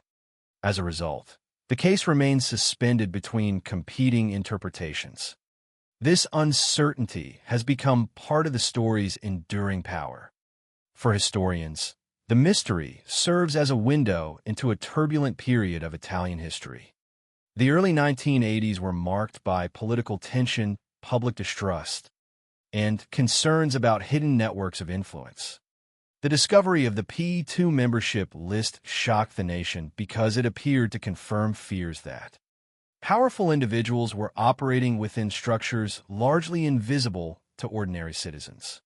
Roberto Calvi's presence within that network connected his personal fate to larger questions about power and accountability. The controversy surrounding P2 ensured that his death would never be viewed solely through the lens of a criminal investigation. Instead, it became intertwined with debates about who truly exercised influence within Italian society. The Vatican connection added another layer of complexity. Banco Ambrosiano's close relationship with the Vatican Bank contributed significantly to Calvi's public image as God's banker. That nickname, once associated with prestige and influence, became inseparable from the mystery surrounding his death. The relationship attracted intense scrutiny after the collapse of Banco Ambrosiano. Questions regarding financial connections became part of the broader effort to understand what had happened. Although no conclusive evidence established direct responsibility for Calvi's death, the mere existence of these relationships expanded public interest in the case. The story was no longer confined to banking. It touched institutions whose influence extended across national borders and into the lives of millions. Another reason the case continues to resonate is the symbolic nature of its setting. Blackfriars Bridge became more than a location. It became an image. The name itself appeared repeatedly in discussions surrounding the investigation. For supporters of the theory involving P2, the bridge's name carried possible symbolic significance. Whether that symbolism reflected reality or coincidence remains a matter of debate. Yet the fact that investigators seriously considered such interpretations demonstrates how unusual the circumstances were. Ordinary deaths rarely generate decades of speculation regarding hidden meanings. The Roberto Calvi case was never ordinary. Throughout the years, journalists, researchers, and historians have returned repeatedly to the same fundamental questions. Who benefited from Roberto Calvi's silence? What happened to the missing funds associated with Banco Ambrosiano? Why did events unfold so rapidly during the final days of his life? What role, if any, did the powerful network surrounding him play in his fate? And perhaps most importantly, was the scene beneath Blackfriars Bridge exactly what it appeared to be? These questions remain unanswered, not because investigators ignored them, but because the available evidence failed to provide certainty. That distinction is important. Mysteries are often imagined as cases in which nobody bothered to look. The Calvi case represents the opposite. Authorities investigated. Experts analyzed evidence. Courts conducted proceedings. Journalists spent years examining documents and interviewing sources. Yet despite all those efforts, certainty remained elusive. The inability to reach a definitive conclusion may itself reveal something about the complexity of the world Roberto Calvi inhabited. Financial systems are complicated. International networks are difficult to untangle. Organizations operating across multiple jurisdictions create layers of distance between actions and accountability. When enormous sums of money move through intricate structures, understanding exactly who knew what can become extraordinarily difficult. The collapse of Banco Ambrosiano demonstrated that reality with remarkable clarity. The story also serves as a reminder of the limits of legal processes. Many people hoped that investigations would eventually identify those responsible for Calvi's death. Others believed the trials would provide final answers. Instead, the acquittals of 2007 underscored an uncomfortable truth. Courts can only evaluate the evidence before them. They cannot solve mysteries through speculation. They cannot fill gaps where proof is absent. In the case of Roberto Calvi, those gaps proved impossible to overcome. As a result, history inherited a question that the legal system could not definitively answer. There is also a profoundly human dimension to the story that should not be overlooked. Discussions of Banco Ambrosiano often focus on institutions, scandals, and financial figures measured in hundreds of millions of dollars. Yet at the center of the narrative stood an individual, Roberto Calvi was not merely a symbol. He was a person whose final days remain obscured by uncertainty. Whatever mistakes he may have made, whatever controversies surrounded his career, his death transformed him into a victim at the center of one of Europe's most enduring mysteries. The unanswered questions surrounding his final journey continue to generate interest precisely because they involve a human life that ended under extraordinary circumstances. Looking back today, it is striking how many aspects of the case remain unresolved. Investigators challenged the original suicide ruling. Independent forensic experts suggested homicide was more likely. Courts acknowledged the possibility that Calvi had been murdered, yet no proven killer emerged. Multiple theories developed. None achieved definitive confirmation. The mystery expanded while certainty receded. In many ways, that paradox explains why the story has endured for so long. The more investigators learned, the more complicated the case appeared to become. And so, the story returns once again to Blackfriars Bridge, to a morning in June 1982, to a body hanging beneath the scaffolding, to the moment when one of Europe's most influential bankers became the center of a mystery that would outlive him by decades. Certain facts are known. Roberto Calvi fled Italy under a false identity. Banco Ambrosiano collapsed amid a massive financial scandal. His body was discovered beneath Blackfriars Bridge. Questions emerged almost immediately regarding the circumstances of his death. Investigations continued for years. Trials were conducted. Defendants were acquitted. Beyond those facts lies uncertainty. Who truly understood the full extent of the financial networks surrounding Banco Ambrosiano? Who knew what Roberto Calvi knew? Was he a desperate man overwhelmed by catastrophe, or a victim whose death was carefully staged? History has not delivered a definitive answer. Perhaps it never will. What remains is a mystery that continues to fascinate because it sits at the crossroads of money, power, secrecy, and mortality. Roberto Calvi entered history as a banker. He became famous as God's banker. But ultimately, he is remembered for something else entirely. A death beneath a London bridge that raised questions the world has never fully answered. And more than 40 years later, those questions still echo across the river where the mystery began. The story of Roberto Calvi does not end with a verdict. It does not end with a forensic report. It does not end with the discovery of a body beneath Blackfriars Bridge. In many ways, the most remarkable aspect of the case is that every attempt to bring it to a clear conclusion has only reinforced its ambiguity. More than 40 years after the events of June 1982, historians, journalists, legal scholars, and ordinary observers continue to revisit the same questions that emerged on the morning his body was found. The reason is simple. The Roberto Calvi case exists in a rare category of historical mysteries where the known facts are dramatic enough to attract attention. Yet the unknown facts are significant enough to prevent closure. There is no shortage of information surrounding the affair. Investigations were conducted. Financial records were examined. Court proceedings took place. The collapse of Banco Ambrosiano was documented. The connections between institutions became subjects of public discussion. Yet despite the abundance of material, the central mystery remains unresolved. It is as though every answer discovered by investigators produced two additional questions. That dynamic transformed the case from a criminal investigation into a historical enigma. The image most people remember is the one that appeared in newspapers around the world in June 1982. A powerful banker, a bridge in London, a body suspended beneath the structure. But images can be deceptive. They freeze a moment while concealing everything that led to it. By the time Roberto Calvi arrived in London, his life had already entered a period of extraordinary turmoil. Banco Ambrosiano was collapsing. Massive financial discrepancies had been uncovered.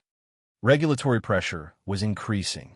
Public scrutiny was intensifying. His conviction for banking violations had damaged his standing. His connections to controversial institutions and organizations attracted even greater attention. Every path seemed to lead toward uncertainty. Then came the decision to flee Italy. He adopted a false identity. He altered his appearance. He traveled through multiple countries before reaching London. These are not the actions typically associated with stability or confidence. They're the actions of a man confronting circumstances that had become overwhelming. Yet what remains impossible to determine with certainty is precisely what he believed awaited him. Was he escaping legal consequences? Was he seeking protection? Was he hoping to find a way out of a crisis that appeared unsolvable? The available facts provide no definitive answer. That uncertainty has become one of the defining characteristics of the case. Throughout history, many financial scandals have eventually yielded clear explanations. Investigators identify the responsible individuals. Courts establish accountability. Historical consensus emerges. The Banco Ambrosiano affair followed a different path. The scale of the missing funds was enormous.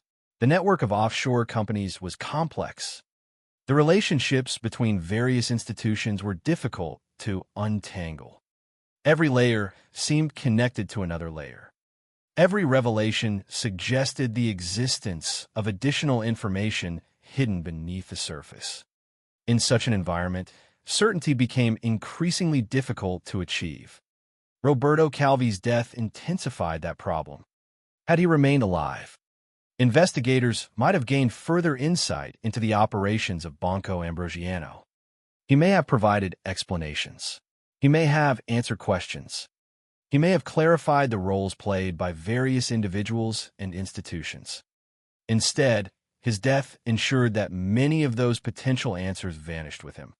Whether that outcome was intentional or coincidental remains one of the most important unanswered questions in the entire affair. It is also important to remember that the mystery surrounding Calvi's death developed gradually. Immediately after the discovery of his body, British authorities concluded that he had committed suicide. At first, the explanation appeared plausible to some observers. He was under extraordinary pressure. His professional life was collapsing. He had fled his home country. Yet over time, doubts accumulated. The unusual details associated with the scene refused to disappear. The bricks found in his pockets remained difficult to explain. The money he carried generated questions. The absence of a suicide note attracted attention. The location beneath Blackfriars Bridge seemed problematic.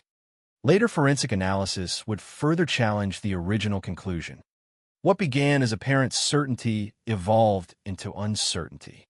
And once uncertainty entered the discussion, it never truly left. One of the most fascinating aspects of the case is the way it reflects broader anxieties present within Italian society during that era. The discovery of the P2 membership list had already shaken public confidence. Many citizens feared that powerful networks operated beyond public oversight.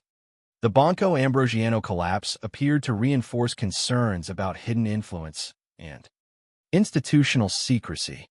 Roberto Calvi's death became intertwined with those fears. As a result, the mystery was never viewed solely as a question of criminal responsibility. It became a symbol of larger concerns about power, accountability, and transparency. Theories involving organized crime, P2, and Vatican-related financial interests emerged because each reflected genuine elements of Calvi's world. Investigators did not invent these possibilities from nothing. They arose from real connections and real relationships that surrounded him throughout his career. Yet the existence of plausible motives does not automatically reveal the truth. This distinction is crucial. One of the reasons the mystery has endured is because multiple explanations appear possible. When several theories seem credible, identifying the correct one becomes far more difficult. Each theory explains certain facts while leaving others unresolved. Each offers a lens through which the evidence can be interpreted. None has achieved universal acceptance. The trial that concluded in 2007 demonstrated this problem clearly.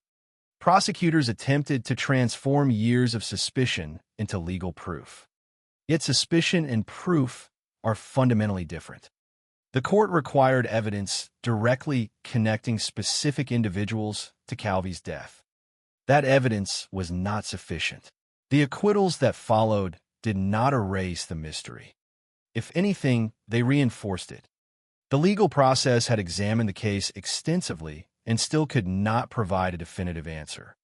In the decades since, Roberto Calvi's death has increasingly been viewed as one of the great unresolved mysteries of post-war Europe. Historians frequently place it alongside other major controversies involving finance, political influence, and institutional secrecy. The reason is not merely the unusual manner of his death. It is the extraordinary convergence of forces surrounding the case.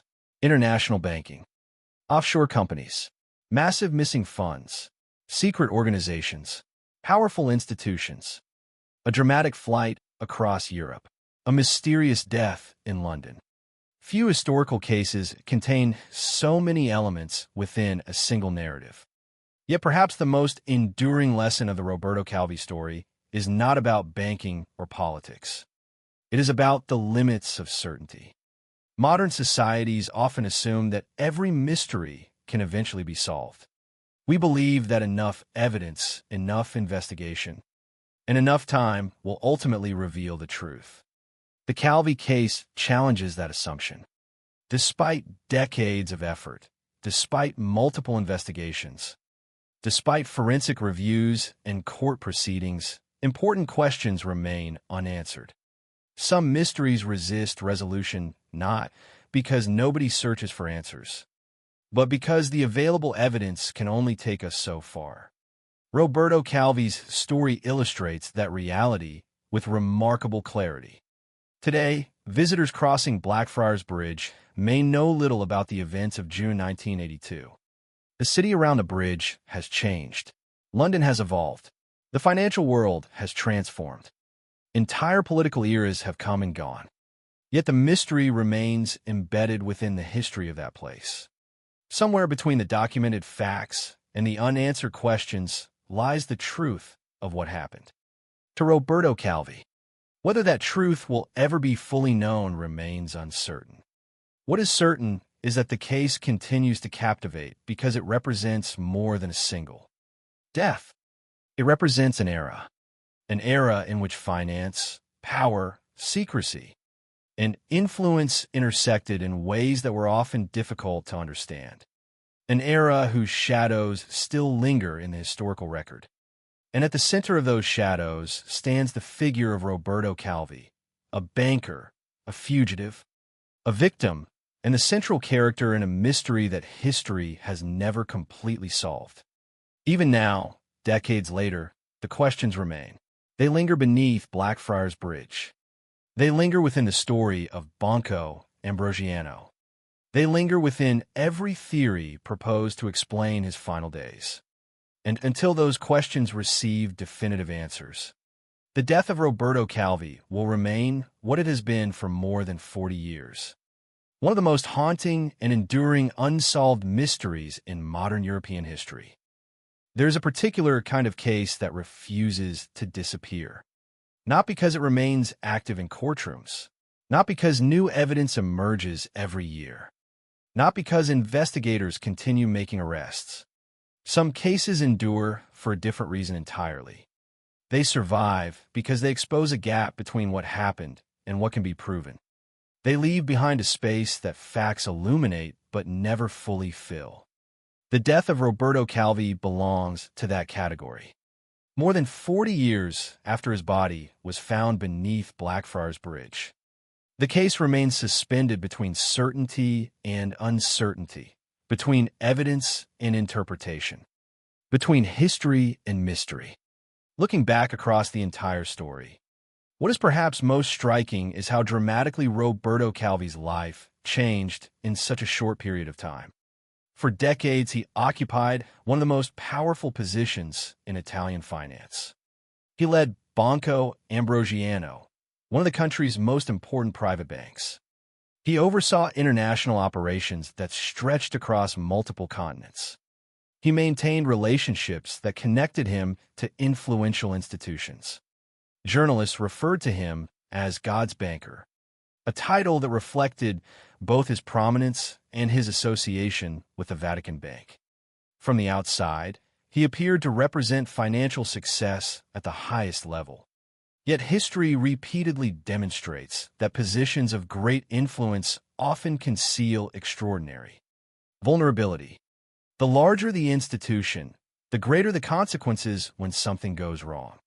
By the early 1980s, the structure surrounding Calvi had begun to fracture. Investigators uncovered massive discrepancies within Banco Ambrosiano. Public scrutiny intensified. Regulatory pressure increased. Questions emerged regarding offshore companies and international financial transactions. His association with the secretive P2 organization became public knowledge during one of the most politically sensitive periods in modern Italian history. Suddenly, the networks that had once represented strength became sources of suspicion. The relationships that once enhanced his influence attracted investigators. The reputation that had taken decades to build began to collapse. Then came the final journey. A false passport, a changed appearance, a route through Venice and Zurich before arriving in London. The image is almost cinematic, yet it is entirely real. A powerful banker crossing borders under an assumed identity while the institution he led crumbled. Behind him, what he hoped to accomplish during those final days remains unknown. The historical record provided by the available evidence offers no definitive explanation. That absence of certainty has become one of the defining features of the case. It is tempting when discussing mysteries to focus exclusively on theories. Human beings naturally seek explanations. We want events to fit into understandable narratives. We want causes to produce effects. We want questions to have answers. The Roberto Calvi case has generated numerous theories precisely because the available facts leave room for interpretation. Organized crime. P2. Sensitive financial relationships. Each theory attempts to explain the same fundamental reality. A man with extensive knowledge of powerful institutions died under circumstances many investigators eventually considered suspicious. Yet the existence of theories should not distract from a more important truth. The central mystery survives because no explanation has been conclusively proven. Every theory contains unanswered questions. Every proposed solution encounters evidentiary limitations. Every path eventually reaches the same obstacle: uncertainty. This reality became particularly clear during the legal proceedings that followed decades later. The trials represented an effort to transform suspicion into proof. Prosecutors sought to establish responsibility. Defendants stood accused. Evidence was examined. Arguments were presented. Yet when the process concluded, acquittals followed. The legal system had reached its limit. It could not provide certainty where certainty did not exist. That outcome disappointed many observers. But it also revealed something important about the nature of justice. Courts are not designed to resolve every mystery. They are designed to evaluate evidence. In the case of Roberto Calvi, the evidence proved insufficient to establish criminal responsibility beyond a reasonable doubt. The result was a paradox that continues to define the story. Many investigators came to believe that murder was more likely than suicide. Yet no individual was ultimately proven responsible. The mystery remained intact. There is another reason the Roberto Calvi case continues to fascinate historians and researchers. It serves as a reflection of a particular moment in European history. The decades following the Second World War witnessed enormous political, economic, and social transformations. Financial institutions expanded internationally. Political tensions associated with the Cold War shaped national priorities. Public debates regarding power and accountability intensified. Within that environment, Organizations such as P2 generated controversy because they appeared to embody fears about hidden influence operating beyond public oversight. The Banco Ambrosiano scandal emerged within that broader context. It was not simply a banking collapse. It became a symbol of deeper anxieties regarding transparency, trust, and institutional power. Roberto Calvi's death amplified those concerns. His story appeared to connect multiple worlds that most people rarely consider together. International finance, secret organizations, religious institutions, political influence, massive sums of missing money. Each element was significant on its own. Combined, they created a narrative that felt almost impossible to untangle. The complexity of those connections is one reason historians continue studying the case today. It offers insight not only into a single death, but also into the structures of power that shaped it. Era. Yet amid discussions of institutions and scandals, it is important not to lose sight of the individual at the center of the story. Roberto Calvi is often remembered as a symbol, a banker, a defendant, a public figure, a participant in a financial controversy. But he was also a human being whose final days remain largely hidden from history. We know he fled Italy. We know he arrived in London. We know where his body was found. Beyond those facts, much remains unknown. What thoughts occupied his mind during those final days? What fears did he carry? What hopes remained? What did he believe would happen next? These questions may never be answered. Yet they remind us that behind every historical mystery lies a personal story. One life. One sequence of decisions. One ending that changed everything. The enduring power of the Roberto Calvi case comes from this combination of human tragedy and historical significance. If the story involved only financial wrongdoing, it might have faded into the archives of economic history. If it involved only a suspicious death, it might have become one among countless unsolved cases. Instead, it exists at the intersection of both. The collapse of the financial empire and the death of the man who led it became inseparable. One cannot be understood without the other. As a result, the mystery continues to attract attention from generation to generation. Even today, researchers revisit the evidence. Journalists examine old records. Historians reassess the broader context. The passage of time has not diminished interest in the case because the central questions remain unresolved. Who knew the full truth about Banco Ambrosiano? Who benefited from Roberto Calvi's silence? Was Blackfriars Bridge the scene of a suicide or the final stage of a carefully planned murder? And if murder occurred, who ordered it? The answers remain hidden somewhere beyond the reach of the historical record currently available. Perhaps future discoveries will provide greater clarity. Perhaps documents not yet examined will emerge. Perhaps new evidence will one day reshape understanding of the case. Or perhaps the mystery will remain exactly as it is now, partially illuminated, partially obscured, forever balanced between fact and speculation. History contains many unsolved cases, but only a few achieve the status of enduring legends.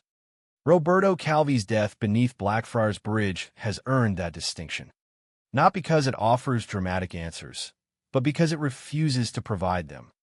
The mystery endures precisely because it remains incomplete. And so the story ends where it began, beneath a bridge in London on a June morning in 1982. A body is discovered. Investigators arrive. Questions emerge. Decades pass. The world changes. Governments change. Institutions change. Yet the questions remain. They linger in court records, newspaper archives, historical studies, and public memory. They linger because no definitive conclusion has ever replaced them. Roberto Calvi entered history as one of Italy's most powerful bankers. He became known around the world as God's banker. But his final legacy is something far more complicated. He became the central figure in a mystery that continues to challenge investigators, historians, and anyone who encounters the story. A mystery involving money, influence, secrecy, and death. A mystery whose outlines are visible, but whose center remains hidden.